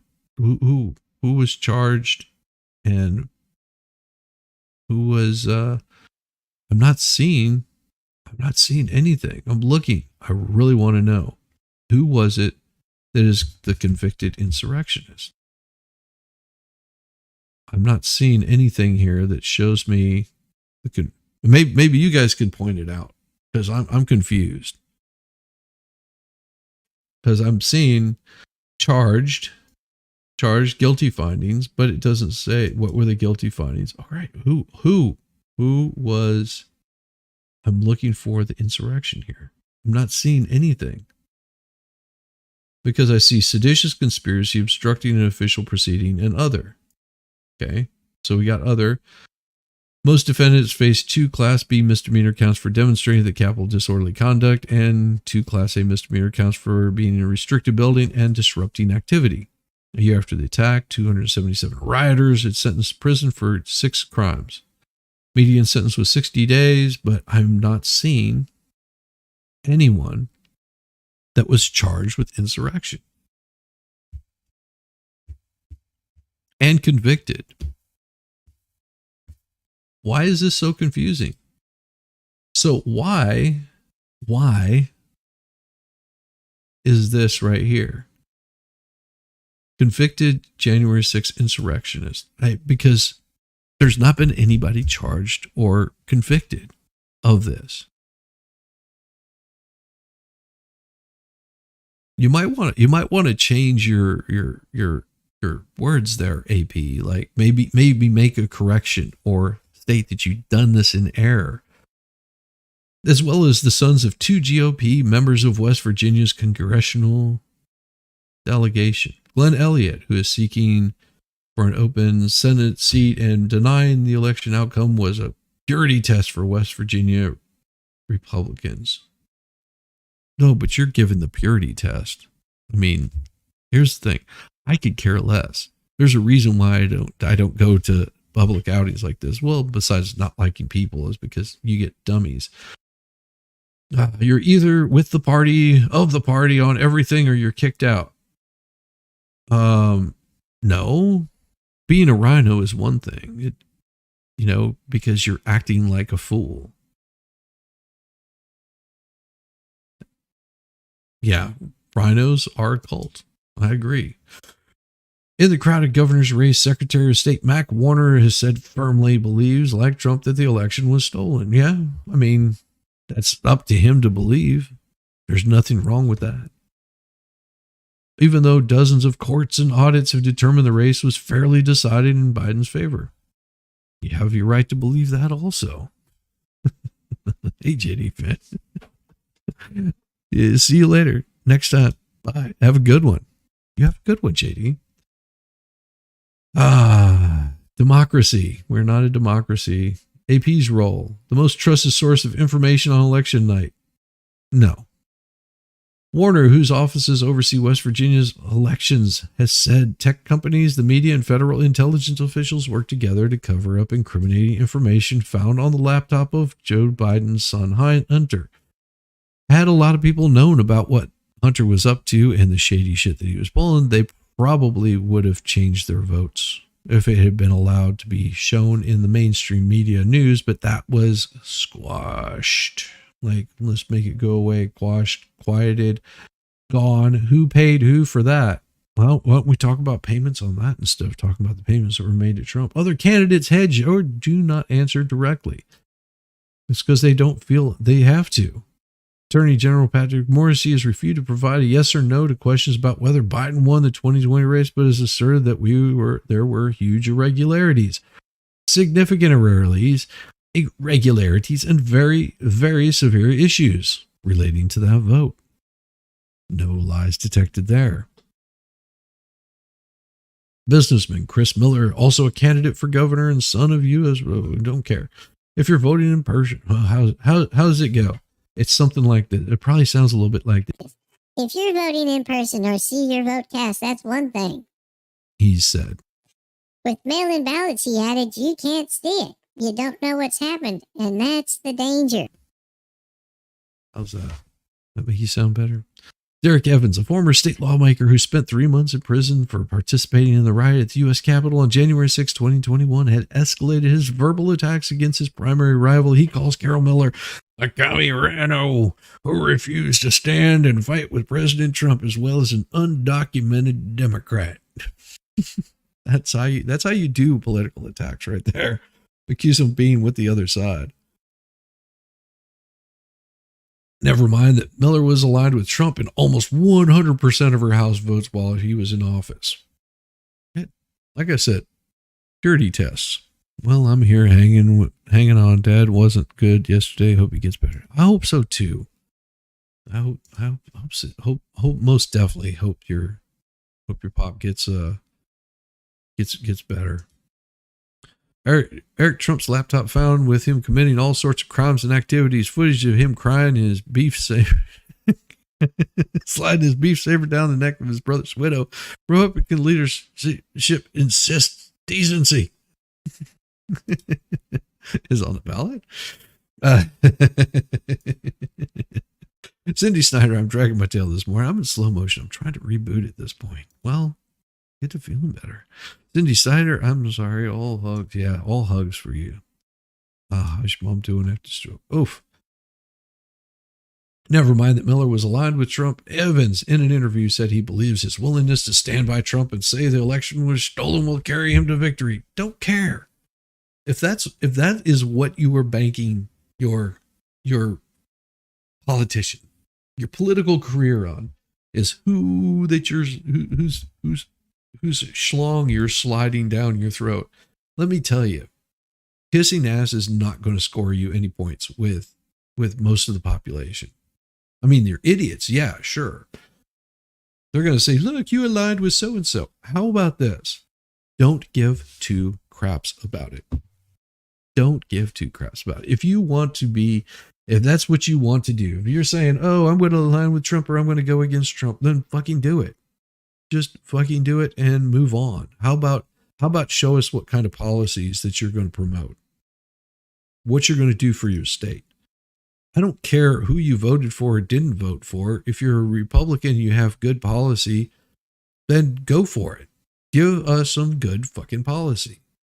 But, being like the bootlicker of some candidate just doesn't fly for me. If you're a Democrat and you have good policy, I may not agree with all of them, but if in the end it helps America become a much better country than it was before you got there, then I'm all for it if your policies are good. So far, I haven't seen good policies come out of either one of these damn parties. And I haven't seen good policies coming out of the third party candidates either. They've been absolute garbage. They're trying to polarize the rest of the United States, and you don't have to do that. You can say, hey, Trump is a fucking loudmouth piece of shit. He is.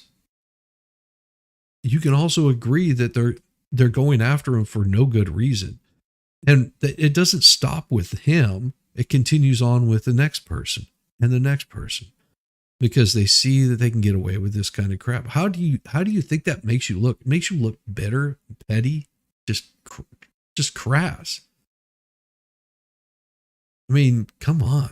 Good morning, Squid Pro. How you doing? I just haven't seen any good policies come out of people's mouths lately. They're too worried about, intersectionality and diversity, equity training, and all this other crap that means nothing in the real world. Go out and touch some damn dirt.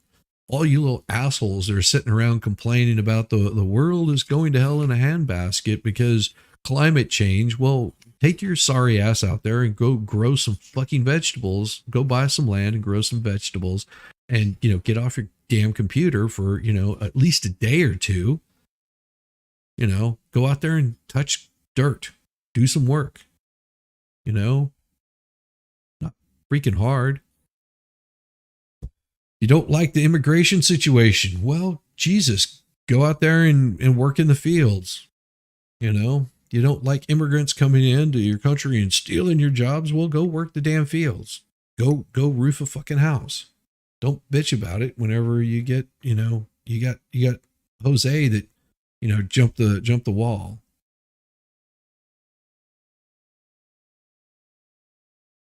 Not saying that anybody should be doing that kind of stuff. Being here illegally as compared to being a migrant worker, there's a big freaking difference. Except our news has not figured this out, that there's a big difference between being a migrant worker People that come here legally, they get a green card, they go through the process, they do it year after year after year after year after year. And they've set it up where their sons, their daughters, they can come across also. They don't have to worry about jumping the damn border fence because all they have to do is just walk across and show their fucking work visa. That's why they come. They're migrant workers. They're here legally to do work. Because our workforce sucks, because we've got a bunch of lazy people that consider it to be slave work. Going out and working in a field, they consider that to be slave work? Well, Jesus, tell that to my grandfather. Well, which is dead, of course, now, but tell that to my grandfather that he was just a slave. He'd probably beat the crap out of you. Sorry, going on a little bit of a rant this morning, because to me, it's completely stupid and ridiculous that these Democrats and Republicans have some sort of pure, and that's all it is a purity test. If someone's a rhino, then they're a freaking rhino. At least you know where they stand. You know that they don't stand behind anything that they mean or say, that they're just there for the money. You know, it's just ridiculous. You know, whenever you got the politicians considering, you know, people being idiots, showing up on the Capitol steps, you know, voicing their grievances in the worst possible way they could. You know, the rest of the people are just going, oh Jesus, why does it have to always be the stupid ones raising a fuss? Because the smart ones sit back and they go, listen, something's not right here. Let's get to the bottom of this. But you get people worked up because they're idiots, and then they go do stupid shit like disrupt regular proceedings. You know, sure, you can disagree with the way that all the stuff went down. You also have to agree that these people were a little bit heaved off. And then you get just a few bad actors in a crowd, and it turns into the shit storm that you saw on January 6th. Not a pretty sight, not the best way, not the best look if you want to make your point be known. The way it's been handled since then wasn't even better. Oh, I think the choice is very clear. You have conservative fighter. I just don't care about these people. I really don't. They are absolutely meaningless in the grand scheme of things. They're absolutely meaningless. They just really don't matter. And in all of what they have to say, none of it really matters. Their political freaking out and destroying shit, or their destruction of the Republic of the United States of America. Does it really, in the grand scheme of things, does it really matter? Does it matter to you that you're charged more every year, you're taxed more, so you can fund a bunch of politicians to take more money out of your pocket? I mean, that's what it boils down to. You're paying these people millions of dollars to be your overlords. And think about it. You're getting screwed 10 ways to Sunday, and you voted for it. Republican, Democrat, Libertarian, Tea Party, whatever, Green Party, doesn't matter. You bought it. You bought it hook, line, and sinker, and you are funding the people that are screwing you over. You're funding your own demise. Exactly. Government knows better how to spend my money. Good to see you, Volstorm. You're funding your own demise, and you're loving every single bit of it, and being concerned over what some dumbass did on January 6th just puts you in the same boat with it. Being pissed off about the outcome of all that crap, that's something completely different.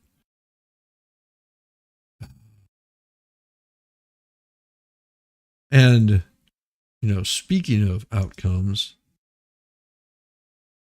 this is a really important thing, and I'm gonna put a link up there for people to see. Where are, yeah, here we go. So this is a very, very cool person that I've admired for quite some time. This is a very cool person I've admired for quite some time, just because of their coverage of this Whitmer Fednapping plot. And if you don't know who I'm talking about, it's this young lady right here, Radix Fear. Her coverage of all of this was very, very interesting. And if you think you're immune to what's going on with her, and if you don't know who she is, I'll put a link up there to her YouTube channel. Yeah, love Christina. She's absolutely awesome. What was that?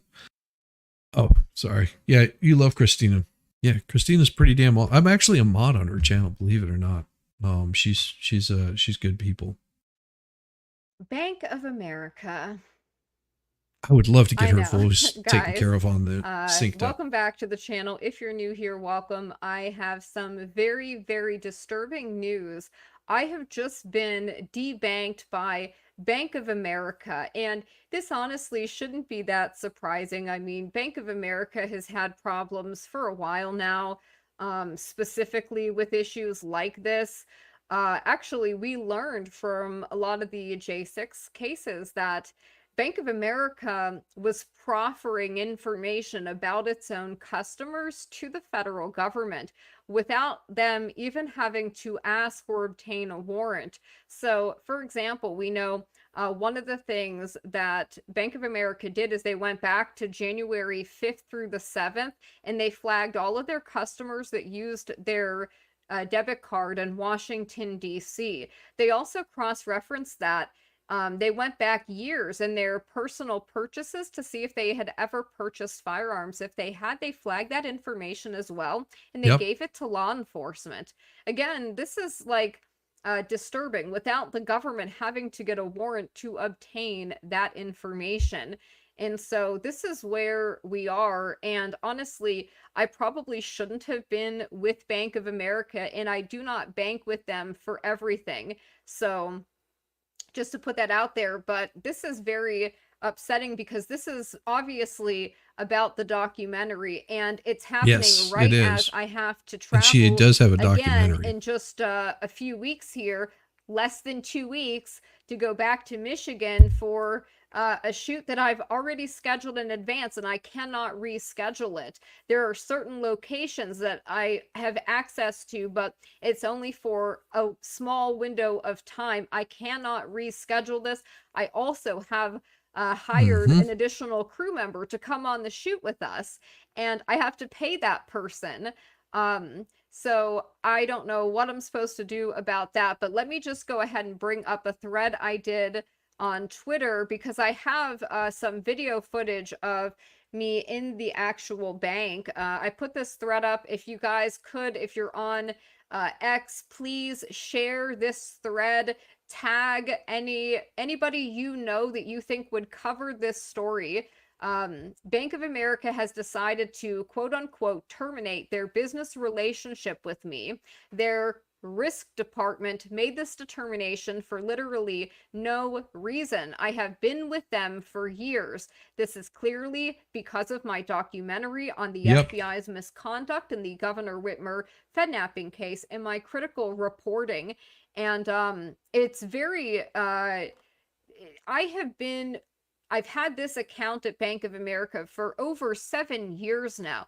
It's been like since 2018 or 2019. I have never, not once, had any issues with it. They have never contacted me about any kind of concerns they had, nothing. I've never had problems there.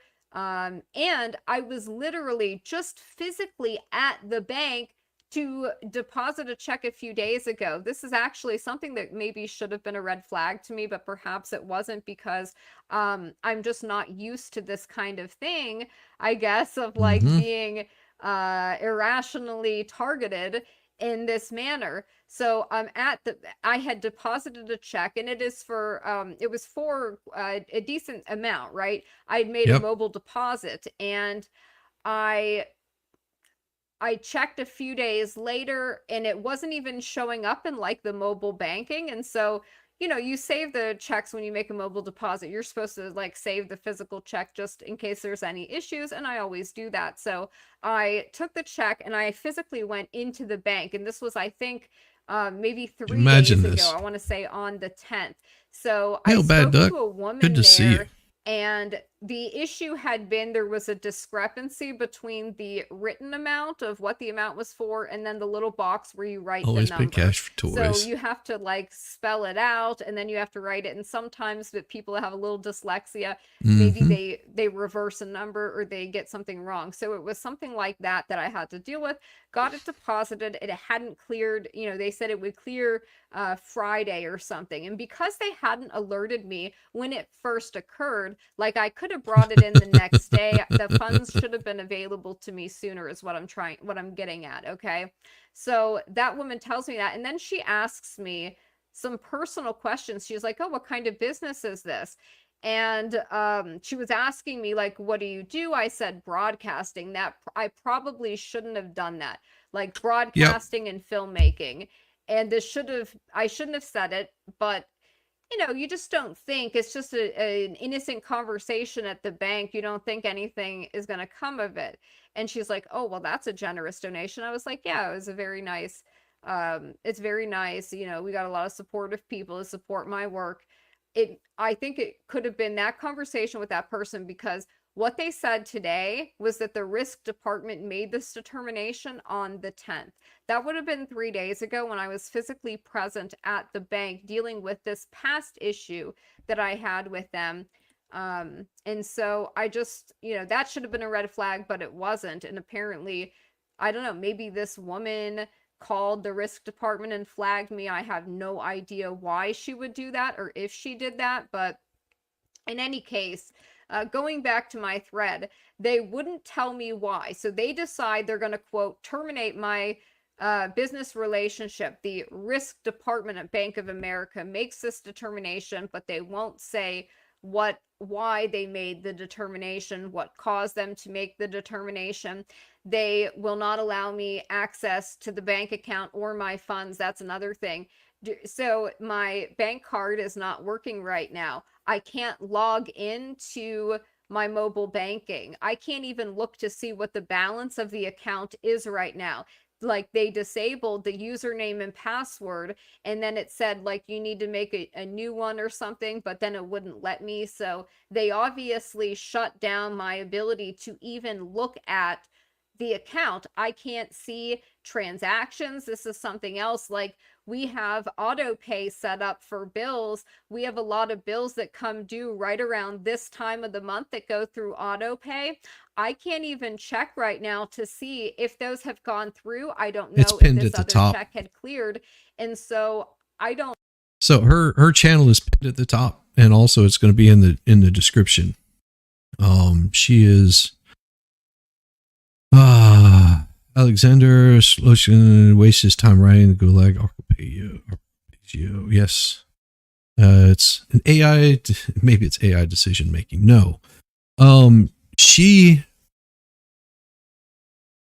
had covered the Fednapping trial where the federal government went after was it 3 gentlemen, 2 brothers, and another guy, claiming that they had planned all of this. Turns out that it was, all of the federal agents that had planned all of it and set these guys up.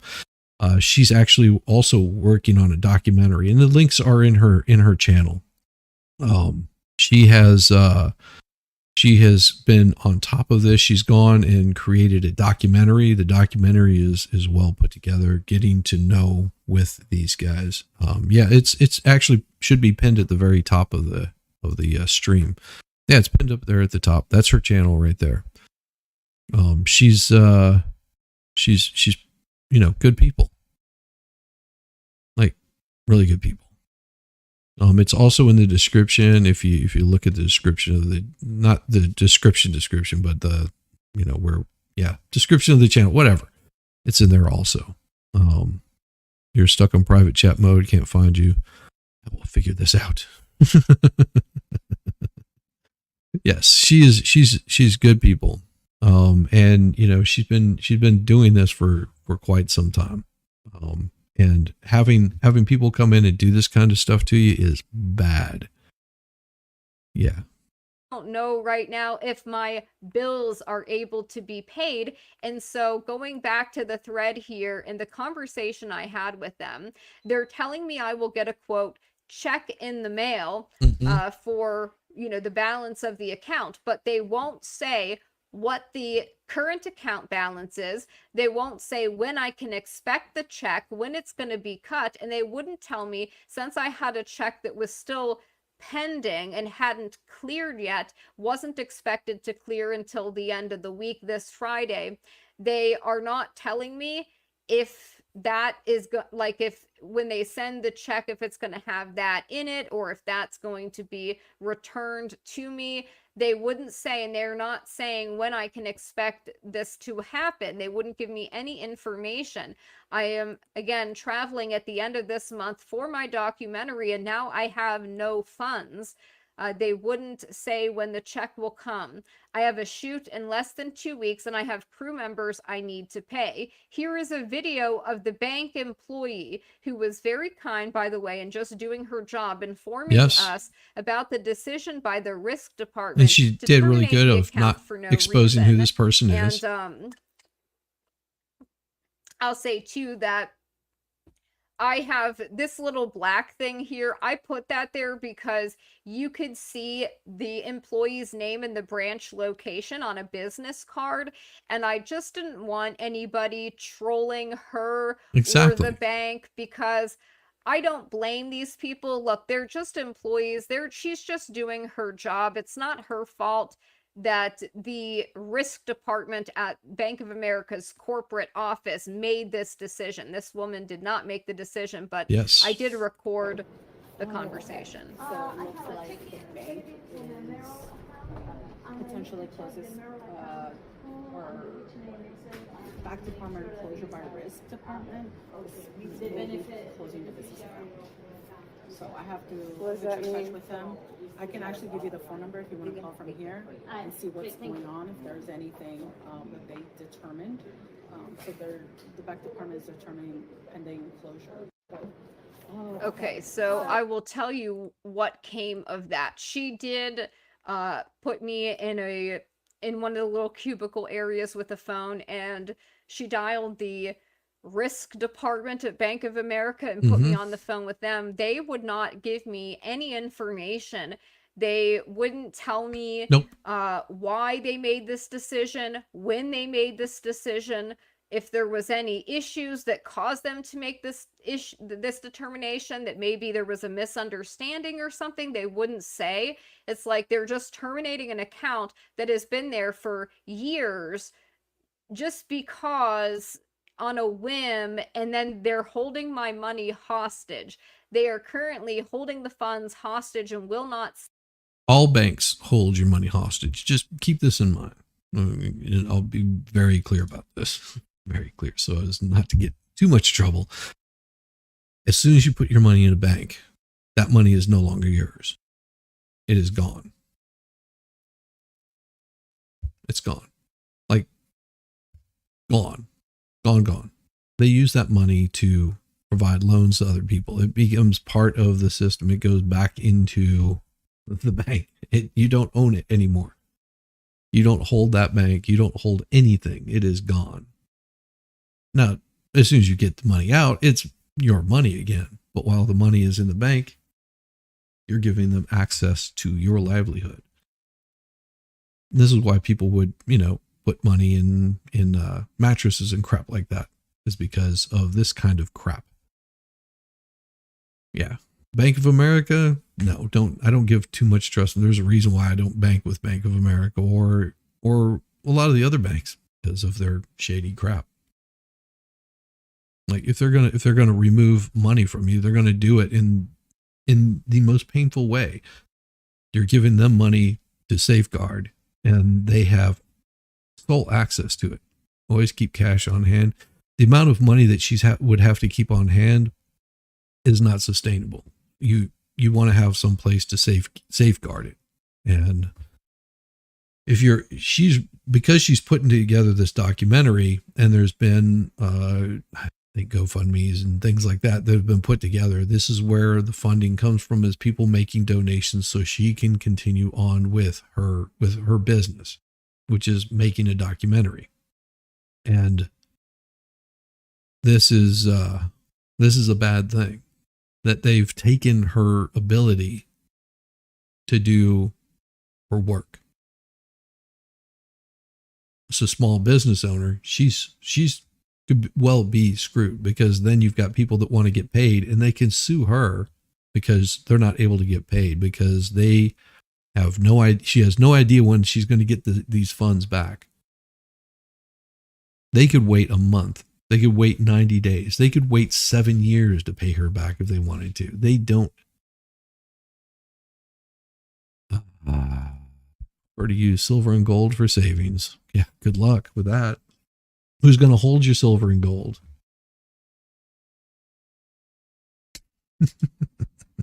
People don't understand. They also own what's in the safety deposit boxes. Yes.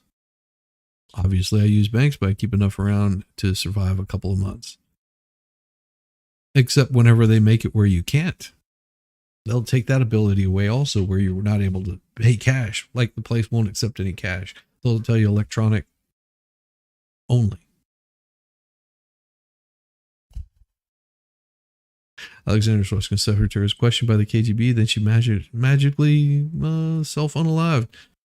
Yeah, I mean it's amazing how somebody can put 2 or 3 pew-pews to the back of their head and alive themselves. Say when they will be released, and this is happening right after I announced publicly that I was going to be making another trip for the documentary. So I do not think the timing of that is a coincidence. I think it's obvious that obviously they don't like what I'm doing, and they have tried numerous ways to shut down this documentary or to throw up obstacles in my way, right? Yep. In my path. When I'd been doing the prison interviews with Adam and Barry for the documentary, and recording that on film, in video, doing the interviews, and I got statements from them for the weaponization committee the day after I published those statements. Adam and Barry are moved to supermax prisons across the country, and my ability to communicate with them, or their ability to participate in the documentary any further. Well, and I'll respond to that right there. Sean Bird, the same woman that took pics of helicopters in the sky, claiming they were following her for covering the Whitmer trial. But it's really weird that those helicopters went away, and she'd never seen them before or since. And then also that her channel was shut down, and she was blocked from showing any of the Whitmer trial. Like she wasn't able to even stream it out. I don't know. Was it true? Was she making it up? And I mean, they would put a risk assessment if you made a deposit of something abnormal. And they would also be asking questions. She should have just said, just regular business. It was, it was a deposit. Like, my business is booming, and I sold a car, or whatever it is. I sold a house, and that's how we're doing it. And then wait for those funds to clear. And you don't have to tell a bank how you ended up with money.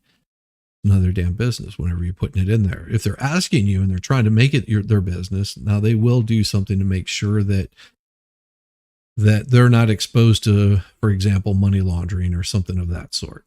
So there is a way that they will do these kinds of things. But this is an example of why you don't trust your banks as much as you used to, especially big banks. Say like there's a limit on the amount of cash that you can carry while you're on a plane flying to another country. There's a reason for that.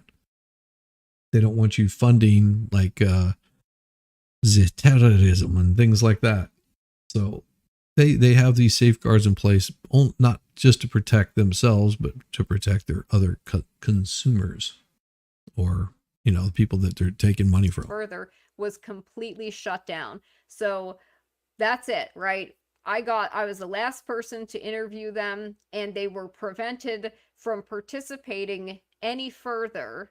And our communication now is through the mail, written letters, and even that is difficult, especially with Barry Croft, for example. And so they've made it very difficult. Another thing that they did was taking down the documentary Twitter account, the X account that, again, I had been paying for, that I had for well over a year and never had any issues with. And I got this like people doubting that this was me being targeted, people saying things like, well, maybe it was just a mistake. Well, maybe the algorithm just flagged you. And that wasn't the case. It actually took me 2 days to get the documentary X account restored. And the only reason it was restored is because so many people were tagging X support, the new CEO, Linda, whatever her name is, and people were tagging Elon. And they were saying, like, you can't call this a free speech platform if you are censoring documentary films before they even come out, before it's even released. So the account was just quietly restored. An ex-employee says, oh, it should be back now. 2 days later, and they wouldn't say why it was. Yes, you sold your boat, went to Chase to deposit it, and they were demanding to know where it came from. They didn't ask, they demanded. Yeah, this is why you do things like such as setting up a trust. This right here is why people set up things such as trusts, so they can make a deposit and there's nothing questioned out of it. Now, most of the time, if it's a large amount of money, you're not going to be able to deposit digitally. I know that because we get large amounts of payoffs for, what's the best description? Okay. So whenever you have a client and they're in some sort of legal issue, they're looking to receive a settlement, for example. That money doesn't usually go directly to them. It usually goes to the attorney, so they can disperse that to the parties. Like, especially if you have multiple parties, say you have a family. So what'll happen is you have to make, it might be $1 million kind of settlement. That'll come in as a check from the court, and you can't just sit there and do a digital deposit. It won't let you do it. They have a limit on what you can deposit digitally. So what you have to do is you have to physically go down to the bank. You have to physically deposit the money in there. And then there is a little bit of a waiting time for that check to be cleared and all that kind of stuff. And my wife has never had to explain, because that's just part of her doing business. And I think if Radix had done this initially, set up some sort of trust for those funds to go in, she wouldn't be having this problem. It raises all kinds of red flags whenever they see a large amount of money coming in and it's not just doing regular business. So I can understand the other side of it. But I'm telling you right now, just the shenanigans that they're playing does not look good. And she could have done things to avoid this, but she probably just doesn't know. Even with a credit union, same way. Credit union will do the same thing. If you come in with a large deposit, I think it's over 20,000, something like that. It might be 25 or 100,000 or 150,000. It doesn't matter. At a certain point, they say, something doesn't look right here. Let's check and see where this money is coming from. Make sure everything's clearing, because they don't want somebody writing this massive check, depositing it, and then start withdrawing on that large check. without having it cleared. So just giving the benefit of the doubt to the bank on some of this, but also know that how frustrating this is for her. This is a real pain in the ass. Was taken down in the first place. And I do not believe it was a mistake, just like I don't believe that this was a mistake. When I first announced online, hey, I think I'm being debanked, my card isn't working, my login isn't working, I had a bunch of people responding to me saying, oh, it was probably just an accident, probably just a mistake in the system, oh, it was probably just incompetence of an employee, this or that. And I knew that wasn't the case. I went in person to talk to the bank and found out, no, I'm being debanked. This is not, none of the things that have happened to me since I have started working on this documentary have been accidental. None of it. Not the raiding of my house twice within 3 days, once at 4 o'clock in the morning. Yeah, that also happened. So, what you're saying is, same woman that took pics of helicopters in the sky, but she had her house raided.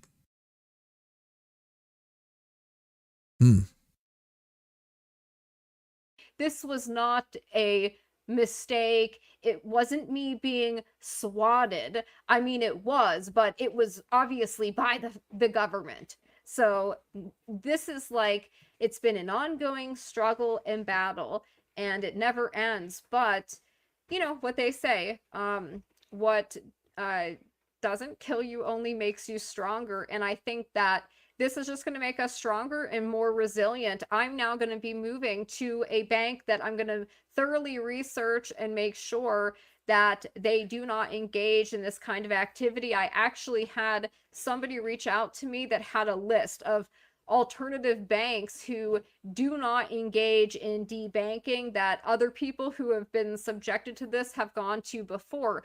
The issue is right now, though, I have no access to any of my funds, and I was going to be paying out of pocket for most of this trip. I was able to raise some funds for it, but not enough. Like, I need about $3,000 for my next trip, and that's a very light estimate, probably more than that, which I was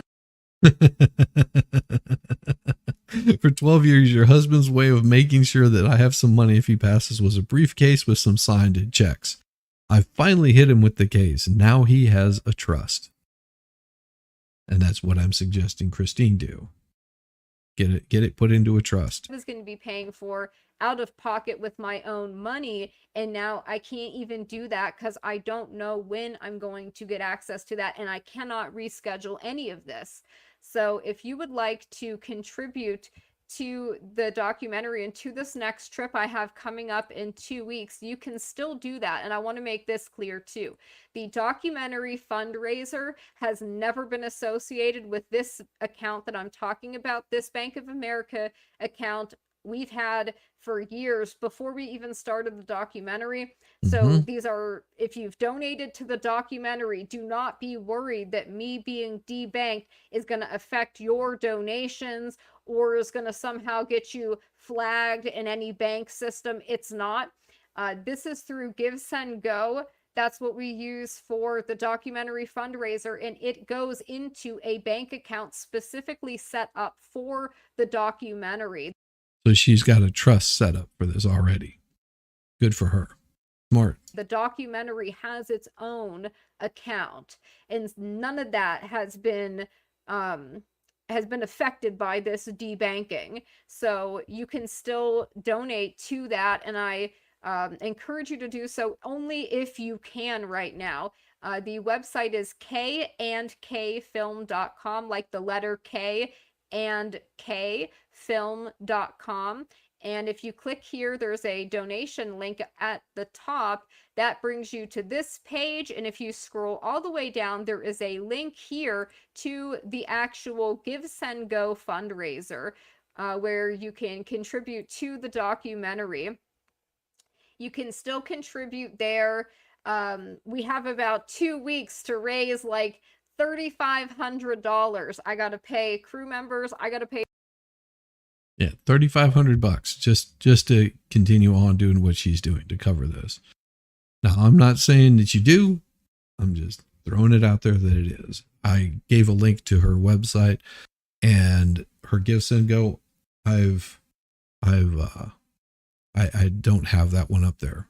So if you go to the link that's up there, she also has the links to this particular Gifts and Go in there, and her other channel. So go and give Christine some support, show her some love, make sure that she's getting this travel. out. I got to pay for a hotel for a week. If you can. We're going to be going up and down the state of Michigan at certain locations already planned in advance and stuff. So it's a lot. It gets very expensive having to stay at different hotels every night, and having to pay for gas and food. And sometimes things happen where, like last time, a tripod broke and I had to spend $800 on that.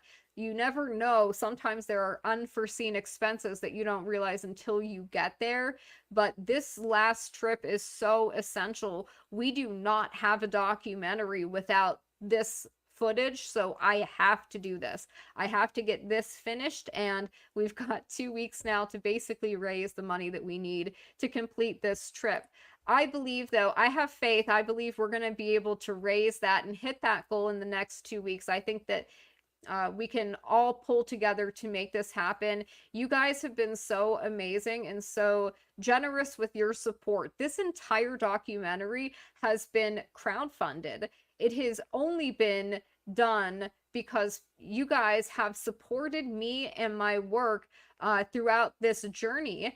And I'm so excited to share with you guys like what we have, but we were in post-production and realized like there's a couple things we have to get or we cannot finish this film. We want to get back into post-production so we can get this out for you guys and get it done. But I also will not sacrifice quality for anything. I'm going to be going into the details in this because nobody else is going to do it, and somebody has to preserve the accurate historical record here. No one else is going to do it. So, that's where we are right now. It's always something, isn't it, guys? But I have faith. Like, I feel like God has been guiding this entire thing, and I feel like these obstacles, these challenges, these struggles that we have are there to make us stronger. Like, that is the Lord making us more resilient, preparing us for the future. This is happening. This debanking is happening. Yes, it's a bad thing, but God always uses these bad things for good. And I think that's going to happen here. I believe we're going to raise what we need to get this last trip finished. We've got 2 weeks. Anyone, if you can contribute anything, it will help. And I deeply, deeply appreciate it. Thank you guys so much. That's it for now. This is a warning, though. Let this be a warning to all of you guys to get your money out of these banks. We have known about the problem in the banking sector for a very long time. I mean, you guys know we've covered the issue. That was good enough. I think you guys get the point on this. So, go and check her out. I had possession of the case at all times, and you could have cleaned his account out. Yeah, you probably could have. I'm glad that you didn't, though. I mean, that's always a good thing. But yeah, go check her out, and keep an eye on these kinds of things, because it's a dangerous thing. It's a very dangerous thing to know that you've got these kinds of issues. I've got one more thing I wanted to show you guys because it's pretty damn funny.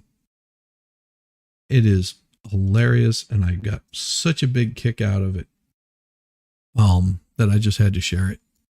So there's not going to be any music on this, but there's a message that someone sent to them that says this: "I'll give you $100 for the Nintendo Switch." And the response is, "Sorry, $100 is too low."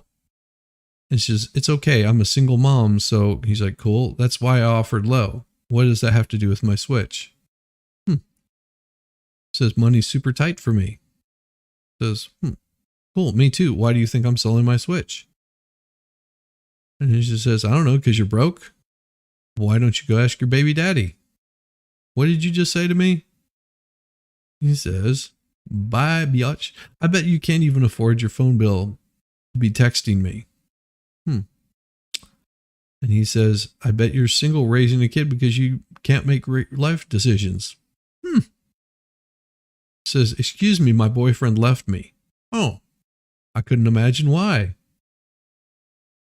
Don't contact me ever again. No problem. I'll be just like your boyfriend.